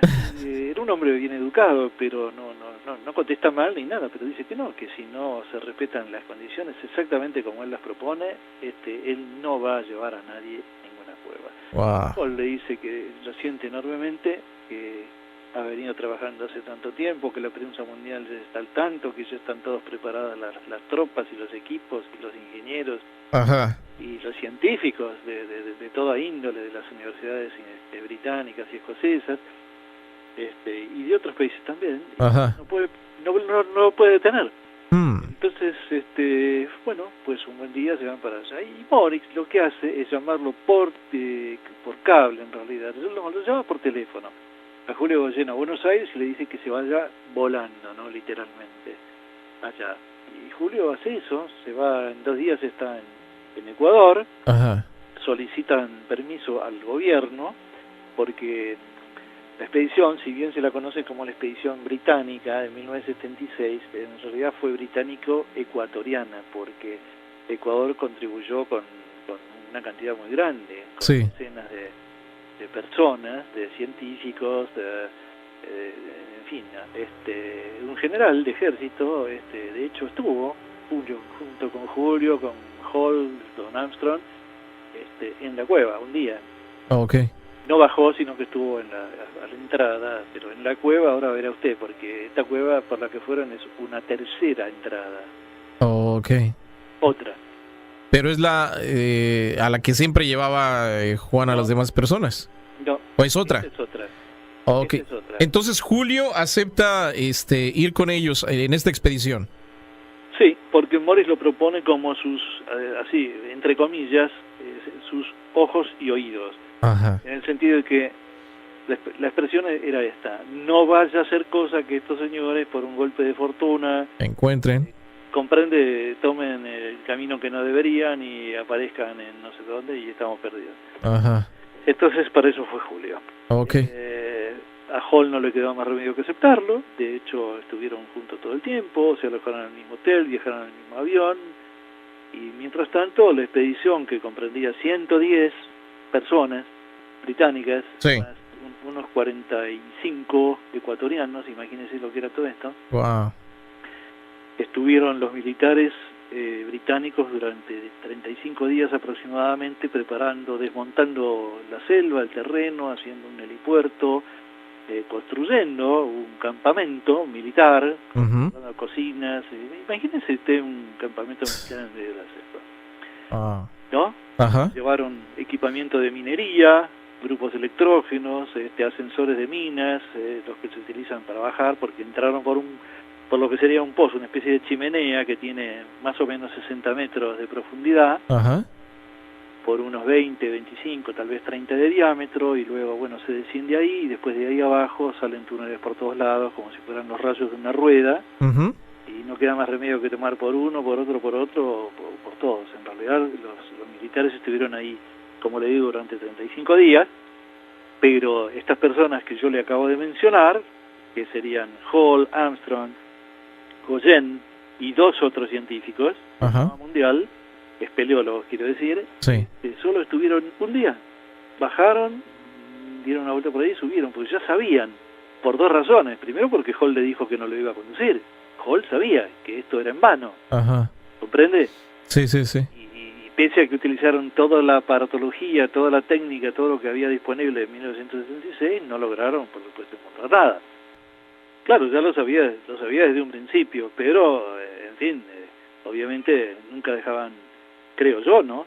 Que no dejaron la esperanza. Si tuvieron tanto tiempo, a ver si, con auxilio de la técnica, de la ciencia y de todo lo demás, de los recursos que contaban en ese momento, podían encontrar algo. Claro. Pues no lo encontraron. Entonces bajaron ese día, nada más, y todo el mundo volvió. El presidente de la Nación hizo un certificado diciendo que ellos habían bajado a las cuevas, compañía, y después volvieron a Quito. Julio fue recibido como todo un personaje. Ya en el año 70 había creado el Centro Argentino de Espeleología, se había dedicado al estudio de las cavernas de todo el mundo. Y le proponen organizar la espeleología en Ecuador, lo que Julio acepta, da conferencias ahí en todos lados. Aparece Morix, Hall de alguna forma le reprocha a Morix, pero de buen talante, ¿no? Que no se pudieron poner de acuerdo. Se respetaban, se apreciaban incluso.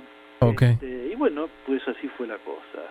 Todo esto entonces ha contribuido, lógicamente hay que estar también en ese momento a imaginar que muchísima gente tiene que pensar necesariamente en que no existen tales tesoros en una cueva del Amazonas ecuatoriana. Pero acá entonces le voy a decir esto. Yo siempre he dicho que a mí me parecería imposible que una persona, incluyéndome, habiendo dedicado prácticamente su vida al estudio de este tema a partir del momento en que lo conoció, y habiendo tenido en sus manos literalmente algunos de estos objetos tangibles que estamos hablando, no tuviera alguno en su poder. A mí me parecería absolutamente de otro planeta. Sí, digo, ya estando ahí, diciendo, bueno, pues, ¿qué puedo llevarme de repente para, pues, tenerlo guardado, ¿no? Por cualquier cosa. Allí fue, en la primera reunión que tuvieron, volviendo un poco atrás, Juan Morix y Julio Goyen en un hotel de Quito, cuando se reunieron con los mormones. ¿Recuerda eso, Víctor? Sí. Ahí en ese momento Morix le mostró a Jesperson 110 placas, 110 láminas, ¿no? Es lo que le estoy diciendo. ¿Quién? ¿Morris tenía 110 láminas? Sí, señor. Wow. Entonces, ya viene esto de viejo, ¿no? O sea, entonces los mormones habían visto estas láminas. Uno de ellos las había visto. Lo que pasa es que yo acá me voy a detener y voy a decir algo que siempre digo. ¿Cómo puedo yo, usted o quien sea, convencer a alguien de que esto que tengo en la mano, es un sentido figurado, procede de tal lado, ¿no? Es decir, ¿por qué creemos que las cosas, digamos, encontradas siempre doy el ejemplo, ¿no? En la tumba de Tutankamón efectivamente proceden de ahí y no proceden de otro lado? Bueno, pues porque hay evidencias por todos lados de que esto efectivamente ha salido de ahí y así lo aceptamos. Pero vamos a un museo y aparece una cosa y dice, esto procede de tal lado. ¿Comprende? Claro. Hay momentos en que la cosa se pone más difícil de demostrar. Es decir, Sí. ¿cómo puede alguien demostrar que esto salió de tal lado? Bueno, entonces volvemos al momento en que después de la expedición aquella de 1976, entre Morris y Julio ya se venía produciendo desde el principio de su conocimiento, de su amistad, pero un lazo muy estrecho, muy particular, de gran aprecio, de gran respeto entre ambos, que tenían un rasgo de su personalidad muy parecido. Claro. Ambos eran capaces de llevarse literalmente un secreto a la tumba. O sea, no habla. Morris, ¿qué le pasa a Morris? Morris descubre ya parece ser que ya lo había descubierto antes, pero descubre un yacimiento de oro aluvial, de oro del que vienen los ríos, del que se ha dicho que era el más rico del mundo. Y Morris se transforma en un hombre riquísimo, un hombre rico en oro. Sí. ¿No? Funda una empresa minera que todavía existe, se llama Cumbarazza, y pasa a hacer una explotación aurífera de las más grandes que se conocen, probablemente la más grande en oro aluvial, ¿no? De río. De río, de agua, digamos. Y tal vez el hecho de que Morris se haya convertido en un hombre tan rico,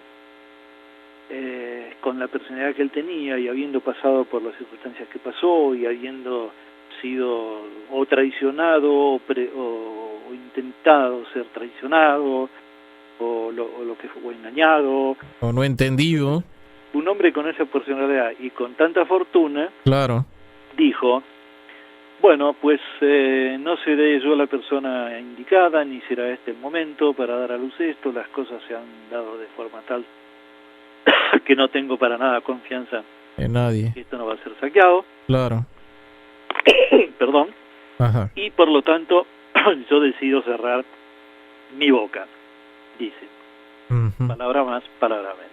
Sí. Registrado en los diarios de la época y compañía. Y Julio, consecuentemente, tiene que aceptar esto, él mucho menos que Morris, dice una palabra de todo esto, es reporteado 1000 veces, perdóname, David, un segundo. No hay problema, vamos a esperar un segundito a Guillermo. Estamos, recuerden, escuchan. No hay problema. Víctor. Sí. Julio es reporteado, pero no puede, no quiere, no debe aceptar decir una sola palabra. Le preguntan, pero usted vio, usted sabe, usted tiene, usted conoce. Y él siempre responde lo mismo. He comprometido mi palabra de honor. Y no se puede decir nada. Decir nunca nada sobre este tema. Guillermo. Ahora, ¿qué pasa? Había objetos, había una gran cantidad de objetos que procedían. Esto fue un secreto, y todavía es un secreto, y lo será para la gente que no cree en la existencia de esto, pero acá estamos hablando de lo que se llama evidencias. O sea, Juan tenía estas 110 láminas. Sí, pero no estamos hablando de esas 110 láminas. Estamos hablando de qué pasa entonces cuando Morris decide empezar a darle destino a todas esas cosas. Yo ahora le voy a explicar. Entonces, Morris tenía que traer esas cosas. Decide mandárselas a Julio, nombrarlo heredero, legítimo heredero, por protocolo, ya que no tenía descendencia. Se habla de que tenía una hija natural, pero nunca se ha podido demostrar, incluso se la conoció. Pero no es así. Incluso se ha dicho que Morris era estéril, no podía tener hijos. Bueno, el hecho es que, vamos a decir así, los tesoros de que Morris dispuso en diversos momentos de su vida, de su historia, acepta que vengan a Buenos Aires. Entonces Julio, dada su buena relación, como yo le dije anteriormente, con gobiernos y compañía, logra que el gobierno flete un avión y organice una pretendida comisión, ¿no? de negocios, digamos, una gira de negocios de argentinos con Ecuador, pero organizan un plan para traer todos los objetos a Buenos Aires. Un plan manuscrito, lo tengo en mi poder. Sí. Escrito por el segundo miembro en jerarquía de lo que se llamaría la Secretaría de Inteligencia del Estado, donde dice plan real y otro dice plan para esconder las acciones, y parece es increíble, ¿no? Como película de James Bond. A tal hora tiene que estar JM, Juan Morris, al pie del avión, deben dirigirse con la comisión, mientras tanto JG, Julio Godén, tiene que hacer tal cosa y ir a todos lados. Son 4 hojas manuscritas donde dicen a qué hora tiene que ser el avión, a qué detallado, a qué aeropuerto argentino tiene que llegar, a quién los va a estar esperando el gobierno y qué sé yo. Claro. Toda una historia. Y con el correr del tiempo, Morris vino muchas veces a Buenos Aires. Entonces, en una de esas veces, él tomó en alquiler un par de cajas de seguridad en bancos argentinos, ¿no? En realidad 2 bancos de origen extranjero. Uno inglés y uno norteamericano. Tomó 2 cajas de seguridad, donde puso cosas. Cajas de seguridad de las grandes, digamos así. Usted ha visto que en los tesoros hay unas cajas más pequeñas. Claro. Hay distintos tamaños, ¿no? Estas eran de las más grandes de todas, las que están abajo. Una a nombre de él y otra autorizado a Julio y otra a nombre de Julio. Quiero decirle que Julio mantuvo 16 años estas 2 cajas pagando los servicios todos los años, que se paga anualmente, y nunca las abrió. Wow. Hasta una de ellas, acá entramos en la parte del misterio, ¿no? Una sí la abrió en 1997. 97. Morris murió acá. Hay una cosa que habrá que creerlo o no, puede ser o no demostrable, pero yo la llamaría la maldición de los tallos. Es un hecho que Morris mismo, pero también otras personas que tuvieron que ver, incluso Goyen, con todo esto, murieron en circunstancias trágicas. Morris murió de una dolencia muy extraña, de ausencia de potasio en la sangre. Julio murió, eso fue en el 91, Julio murió en 1999, en un accidente de auto cuando participaba en una expedición acá en Argentina, en la provincia de Mendoza, al sur oeste. La camioneta que lo conducía tuvo un accidente, iban 7 personas, la única que murió fue él. Fue Julio. Y bueno, después acá entonces entramos a la parte de qué pasó con todas esas cosas. Dice que en el 97 la abrió, ¿no? Sí. ¿Por qué la abrió? Porque Morris tenía un asistente en Ecuador, también húngaro, que se llamaba Zoltán Celar. Era un húngaro que lo asistía, una especie de secretario que tenía desde hacía mucho tiempo. Morris.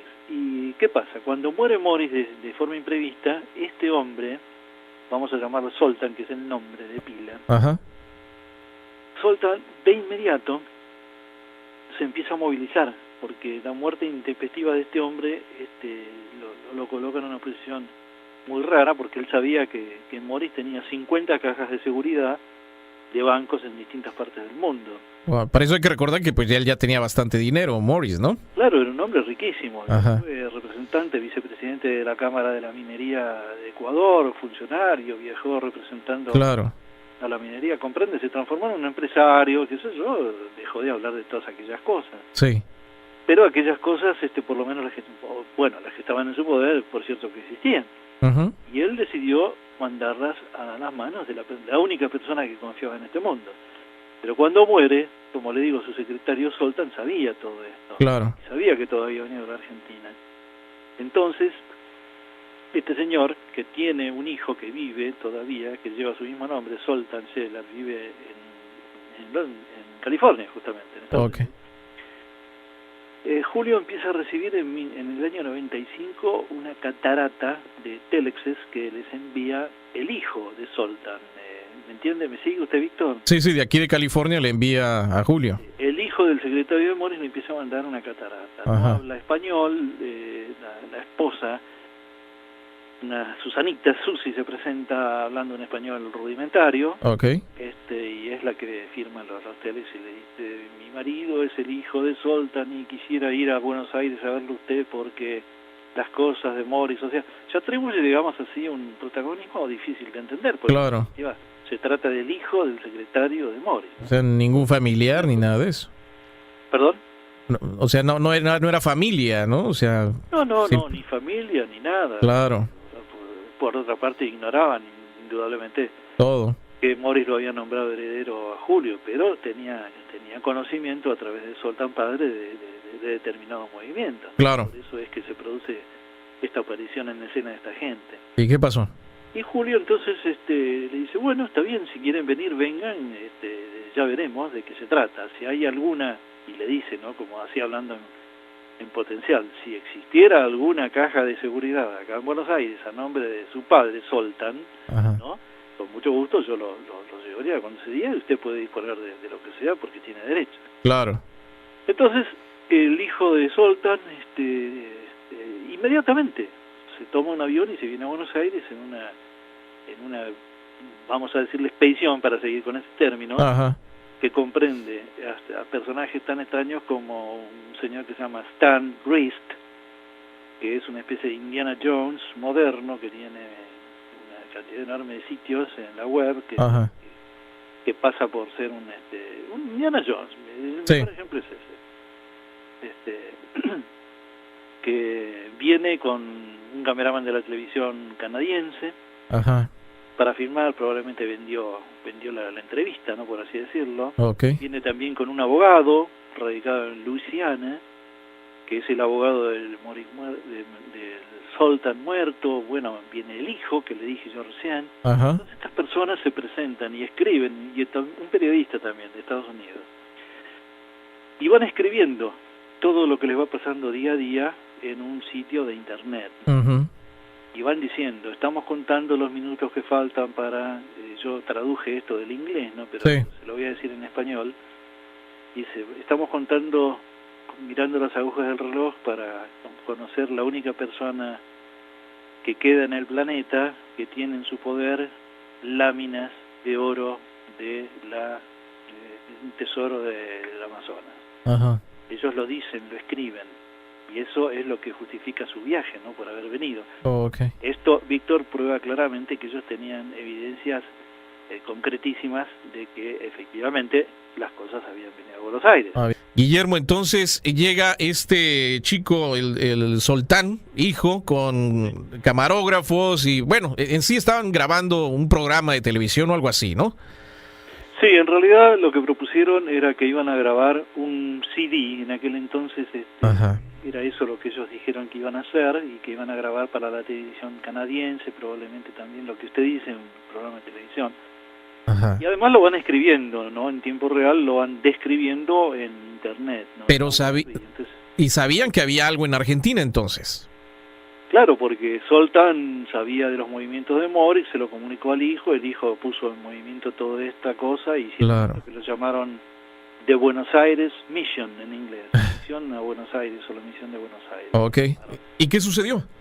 Bueno, entonces van relatando que lo conocen, y además dicen que además de las láminas de oro del Amazonas y qué sé yo, también tendría en su poder títulos, dicen, de propiedades en lo remoto de la selva por $1 billion, dicen. Se estaban refiriendo a los títulos de propiedad de las minas de oro de Morris a las que yo me referí.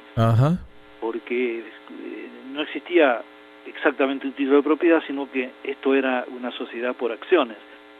Morris tenía la mayoría, el 74% de las acciones en su poder, y estaban en Buenos Aires. Todo esto lo sabía esta gente, tenían datos fidedignos, ¿no? Claro, está. De Zoltán, indudablemente. Claro. Bueno, ellos de alguna manera creyeron que podían llegar acá y torcerle el brazo a Julio o lograr hacer alguna cosa o hacer algún negocio con él. Ajá. Se encontraron con una persona que ni imaginaban cómo era ni quién era, y como vinieron se tuvieron que ir. Entonces ponen en su diario, dice, lamentablemente hemos conocido a esta persona, nos ha mostrado cosas que nos ha dejado con la boca abierta, pero pese a que nos ha conducido a Julio los llevó al banco. Ajá. A un banco donde había una de las cajas a nombre de Morris. Y por supuesto, como se ve de práctica en todo el mundo, el banco no le quiso abrir esa caja a nadie que no fuera el propio Morris o su persona autorizada, claro, o no legales. Ajá. Por lo tanto, se tuvieron que volver como era lógico, ¿no? Pero de cualquier forma lo filmaron y lo grabaron y lo escribieron, y esto como si fuera todo un gran hecho, qué sé yo. Claro. Y a partir de ese momento, en 2 palabras, Julio entonces me designa, yo empiezo a insistir, pero hasta donde esto es posible, ante Julio, porque Julio, imagínese, Morris había muerto en el 91, y yo le decía a Julio, vos, bueno, voy a hablar como los argentinos, como se debe. Vos no podés, tú no puedes, guardarte todo esto, no tenés derecho, esto tiene que, la historia tiene que ser conocida, esto tiene que ser dado a luz, no puede ser. Ajá. No puede ser que un falsario como von Däniken se haya ganado una fortuna escribiendo una mentira, que te consta. Y nada. No puede ser que ni vos, Julio Goyen, ni Juan Morris, que son los auténticos protagonistas de este tema, hayan escrito una letra. Entonces Julio dice, yo estoy conjurado para no decir nada y nunca escribirlo, y voy a guardar mi palabra hasta mi muerte. Pero vos sí podés hacerlo, me dice a mí, y acepta designarme como su biógrafo. Ajá. Y me libera a mí del compromiso que yo a mi vez había contraído con él de no mostrar ciertas cosas que él me había venido dando durante mucho tiempo. Claro. Desde los primeros tiempos. Sí. Bueno, y entonces así es como empieza a producirse la biografía, que es interrumpida de inmediato con la muerte de Julio en este trágico accidente que yo le menciono. En el 99. En el 99. Ajá. En una fecha muy extraña, porque Julio, la esposa de Julio había nacido el día 8 de noviembre, esta expedición se inició el 7 de noviembre, la última. Ajá. Y era el aniversario de casados, y la mujer de Julio le dice, pero Julio, te vas justamente ahora y mañana es nuestro aniversario y mi casamiento, y él le dice, quédate tranquila porque de alguna manera yo voy a volver en fecha. Y volvió en un cajón de muertos. Híjole. Bueno, entonces cuando muere Julio cambia todo. Claro. Empiezo ahora a escribir de otra manera. Con él en vida era una autobiografía en definitiva, ¿comprende, Víctor? Sí. Pero con su muerte la cosa cambia, y entonces empiezo a mostrar, a llevar al libro lo que en definitiva es esta historia, la que yo llamo, con el subtítulo del libro es la verdadera historia de la Cueva de los Tallos. Le digo, Víctor, que acá se han producido y se siguen produciendo toda clase de interferencia de todo tipo y de toda magnitud. Me imagino. Pero de toda naturaleza. Está escrito desde todos lugares. Me han llegado mails donde hablan de servicios secretos, de tales y cuales, de tal país y de cual otro. Han venido personas desde otros lados a tocarme el timbre, desde Barcelona, España, desde Israel. Es todo un tema. Es un acoso que ha estado recibiendo, ¿no? Sí, yo no lo voy a exagerar, es la realidad, de servicios de inteligencia incluso de este mismo país. Y qué sé yo, porque es lógico, no me llama para nada la atención, es lógico que esto sea así. Lo que pasa es que una vez escrito este libro y publicadas todas las fotografías y todo lo demás, lo que importa ahora es la historia, Víctor, es la verdadera historia. Si Juan Morix y Julio Goyen no quisieron, no pudieron y se llevaron el secreto a la tumba, y bueno, yo lo único que hice fue escribir y publicar todos los testimonios tangibles, reales, verídicos que me fueron cedidos, ¿no? Claro. Y nada más. pero esto en contraposición con personas. Hay personas, incluso hay un señor, que no lo voy a mencionar, que vive en Estados Unidos, creo que en California también, un argentino radicado allá, que se ofreció un día, me llamó por teléfono hace unos años, diciéndome que se había enterado, ¿no?, a través de mi sitio web, de que yo, estaba con este tema, y él se ofreció como mi agente literario en Estados Unidos. Yo, sin conocerlo, acepté. Y este hombre lo que ha hecho es desparramar sus infundios por toda también es otra especie de, se hace pasar por otro Indiana Jones. Es como si fuera una enfermedad, ¿no? Es que es la naturaleza. Yo lo digo, pero es que no teniendo ninguna relación, información, nada. No teniendo nada, porque no hay nada de dónde sacar todo esto que yo le digo. Nadie sabe, nunca supo nadie de esto, salvo algunos amigos de Julio, compañeros del centro de espeleología, ¿no? Tenían idea de sus cosas, ¿no?, de sus expediciones y todo lo demás, pero Julio no hablaba con nadie, ni con ellos, ni con su... Claro. Las personas, ellos lo respetaban porque Goyen era así, y Morris también, indudablemente. Híjole. Bueno, yo creo que eso se enfrentó Julio y Juan, por eso nunca hablaron nada. Yo creo que hay una dimensión mucho más grande, ¿no? Sí. Yo creo que por eso, pero yo creo que aquí lo importante, Guillermo, es dar a conocer la información. Donde hayan quedado las piezas que se sacaron, bueno, pues ya pasa en segunda parte. Lo importante aquí es darse cuenta del trabajo de estas dos personas que dedicaron toda su vida a dar a conocer esto, pero que no se dieron las condiciones en ese entonces, ¿no? Sí, efectivamente. Esto fue así. Justamente esto cayó en manos de estas personas, que son unas personas muy particulares. Todo el mundo que lo conoció sabe que esto era así. Cuesta creerlo a quien no lo conoció, pero es la verdad. Ahora, le voy a hacer un breve comentario sobre la naturaleza de las cosas estas, digamos, las cosas así entre comillas. Sí. Quienes tendrían derecho sobre determinadas cosas serían los herederos de Morris, en el caso de comprobarse que todas estas cosas de que hablamos eran en definitiva de Morris, ¿no es así? Claro, cierto. Por una parte. Y por otra parte, las cosas que fueran de Julio, pues sus herederos, su esposa y una hija, que tienen, por supuesto, un derecho innegable. Claro. También tendrían derecho sobre la herencia de los títulos de propiedad sobre las minas, porque por eso le digo que acá hay intereses fabulosos, bastante, ¿no?, grandes, claro. Yo con eso, como usted comprende, no tengo nada que ver. Yo no tengo ningún derecho sobre nada de eso. Yo me estoy limitando a contar historias nada más, ¿no? Claro. Y algunas cosas que yo tengo en mi poder, que Julio me ha ido dando con los años, son prueba de la diversidad, de la extraordinaria, sorprendente, inconcebible diversidad de los objetos que ahí estaban guardados. Wow. Porque hay uno de ellos que no puedo dejar de destacarlo, que es una pequeña plaqueta de oro, que tiene caracteres indudablemente o asirios o babilónicos. ¿Y en el continente americano?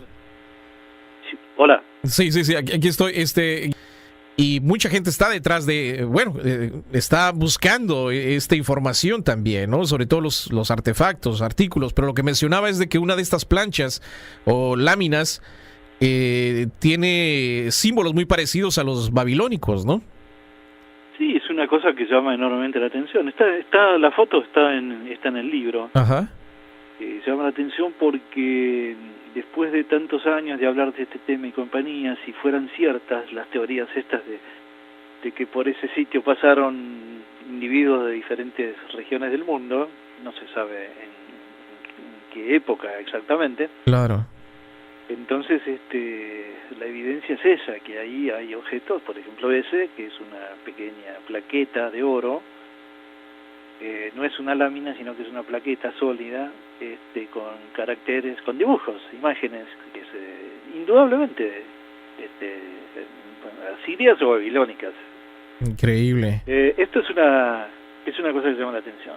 Hay otras cosas que llaman enormemente la atención. Por ejemplo, hay una carta que Morris en un momento le manda a una amiga húngara que vivía acá en Buenos Aires, una carta escrita en idioma húngaro, donde le dice que por favor lo traduzca y se lo mande en español a Julio acá en Buenos Aires, ¿no? Sí. Cosa que la señora esta hace. Y en esa carta Morris dice que ha encontrado un esqueleto de una, él la llama giganta, ¿no? Ajá. En Ecuador, en la localidad de tal y cual, en tal lado ha encontrado un esqueleto. Ajá. De un gigante, de una gigante porque es femenino, de 7 metros y medio. Wow. De largo. Dice que está conservado perfectamente en un 75%. Dice, repito, 7 metros y medio. Separando cada letra con un espacio. Ese espacio I, ¿comprende? Sí, sí. Para que se entienda claramente lo que está diciendo. Claro. Fíjese usted. Juan visitó en otras ocasiones la Cueva de los Tallos. Sí, en innumerables ocasiones. Hizo hacer incluso una lancha muy poderosa, porque el río, acá hay un río que tiene mucha importancia. Ajá. Hay cosas que están tergiversadas, es profeso, ¿no? De la ubicación y compañía, como te imaginarás. Sí, sí, sí. Pero hay una parte que hay que navegar, y entonces el río abajo se haría en balsa, pero el río arriba se necesita una lancha con un motor muy potente, y en aquel entonces se le había hecho construir una especial con la hélice resguardada, porque hay muchos elementos que flotan y qué sé yo. Él fue en innumerables ocasiones. Ajá. Él hizo no puedo decirle cuántas, pero fue en decenas de ocasiones. Él haría un tipo de registro de todos los objetos que estaban en la bóveda del tesoro. No, de ninguna manera. Hay cosas que Julio se llevó a la tumba porque él, como le digo, murió en un accidente impensado. Claro. Él decía que iba, hacía suyas las palabras de Morris, ¿no? A mí me decía, ¿no? Que tuviera paciencia, porque yo, lógicamente, el tema de las cajas fuertes. Claro. Imagínese, una a nombre de un difunto y otra ahora quedó a nombre de otro difunto, que la abrió. Yo estuve presente en la apertura de una. ¿Oh, sí? Pero bueno, es todo, es una historia. Me imagino. Código Da Vinci, pues, según cómo se mire esto. Bueno, pues no vamos a profundizar mucho en eso. Sabemos que aquí lo importante es la historia de la Cueva de los Tallos. Sí. Y la información que usted posee, que es información real y directa de los dos actores principales de esta gran aventura, de esta gran expedición, y que eso es lo que realmente queremos recalcar, de que esta información pueda salir a la luz, que la gente realmente conozca quiénes fueron sus actores principales en esto, y pues sobre todo, pues qué bueno que hizo esto Guillermo, de poner todo esto junto para que pues el resto de la humanidad podamos tener acceso a esta información. Sí, ha sido, no sé si será el destino, la predestinación o lo que sea, no me interesa en absoluto, como le dije al principio de todo, a mí obtener ningún beneficio de todo esto. Se ha hablado de muchas oportunidades, le aclaro, se ha acercado gente para hacer una filmación, para hacer una cantidad de cosas, y a mí me da rabia muchísimas veces, porque veo que hay individuos que hacen así como si fueran, digamos, guías turísticos. Ajá. que organizan expediciones a la cueva en singular de los Tallos. Sí. Y con eso lo que hacen es atrapar incautos, en definitiva, ¿comprende? Ajá. Me refiero a los que creen que van a ir ahí, que se van a encontrar con tesoros y los van a meter. Ajá. Hola. Sí, aquí estamos. Okay. Un ruido muy extraño. Sí, quién sabe qué sería, pero bueno. Sí, realmente les digo, la real historia de la Cueva de los Tallos aquí la pueden encontrar en Lírico y Profundo. El autor Guillermo Aguirre. La página es Deep Gold o Oro Profundo, deepgold.com.ar. Y ahí encontrarán libro y más información, fotografías interesantes, biografía de lo que es Julio Goyen y Juan Morris, ¿verdad? Sí.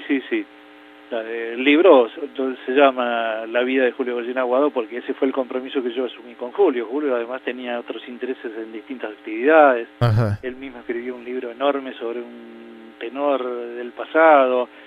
Fue director civil de una comisión de las Fuerzas Armadas investigadora de los ovnis, ¿no? UFO, acá en Argentina. Tenía innumerables pasatiempos. Exploraba el mundo subterráneo, pero también las altas cumbres, ¿no? Porque él había descubierto como le dije antes, una ciudad, no sé si decirlo, una ciudadela en todo caso, ¿no? A 6.000 metros de altura. La más alta del mundo, en las cumbres de un monte que se llama Yuyayaco, acá en la Argentina, en la provincia del Salta. Ajá. Que fue indudablemente, eso le fue, ¿cómo puedo decirle? Estafado, porque él dio a conocer que iba a hacer la expedición para hacer el descubrimiento oficial de todo eso, y apareció la National Geographic Society patrocinando una expedición norteamericano, un arqueólogo muy conocido, Johan Reinhardt, yo no sé si te lo conoces. Ajá. Y bueno, y con bombos y platillos dijeron haber descubierto unas momias ahí en las alturas, las bajaron y todo, y resulta que después se descubrió que era todo falso. Claro. Que es la moneda corriente en todo esto, ¿no? Guillermo, yo quiero agradecerle muchísimo por estar con nosotros en esta noche y compartir toda esta información. Y hacemos la invitación a nuestra gente a que visite su página, deepgold.com.ar, y puedan obtener este libro para que puedan realmente disfrutar toda la información que usted ha puesto junta para compartir con todos nosotros. Guillermo, pues muchas gracias por estar con nosotros en esta noche y compartir todo esto. Gracias a usted, Víctor, y sí, es verdad lo que usted dice, esta es una exclusividad para Estados Unidos y México, es la primera vez que se hace, lo he hecho con muchísimo gusto, y le mando un gran abrazo a usted, a sus oyentes, y espero que sea todo para bien. Muchísimas gracias, Guillermo. Vamos a seguir en contacto, vamos a seguir en alguna ocasión. Que usted necesite, cualquier cosa que yo le pueda enviar, cualquier imagen que usted necesite que yo le envíe. Muchas gracias. Con gusto, porque ya ha llegado el momento de que pueda hacerlo. Le agradezco muchísimo, Guillermo Aguirre, con nosotros en el programa de Los Desvelados. Pues muchísimas gracias a toda nuestra gente por estar esta noche con nosotros. Gladys, gracias mil. Miguel, gracias en los controles. La invitación de siempre a que mantengan sus pies bien firmes en la tierra y por nada del mundo dejen de apuntar hacia las estrellas. Este es Víctor Camacho, solamente aquí, a través de Desvelado Network.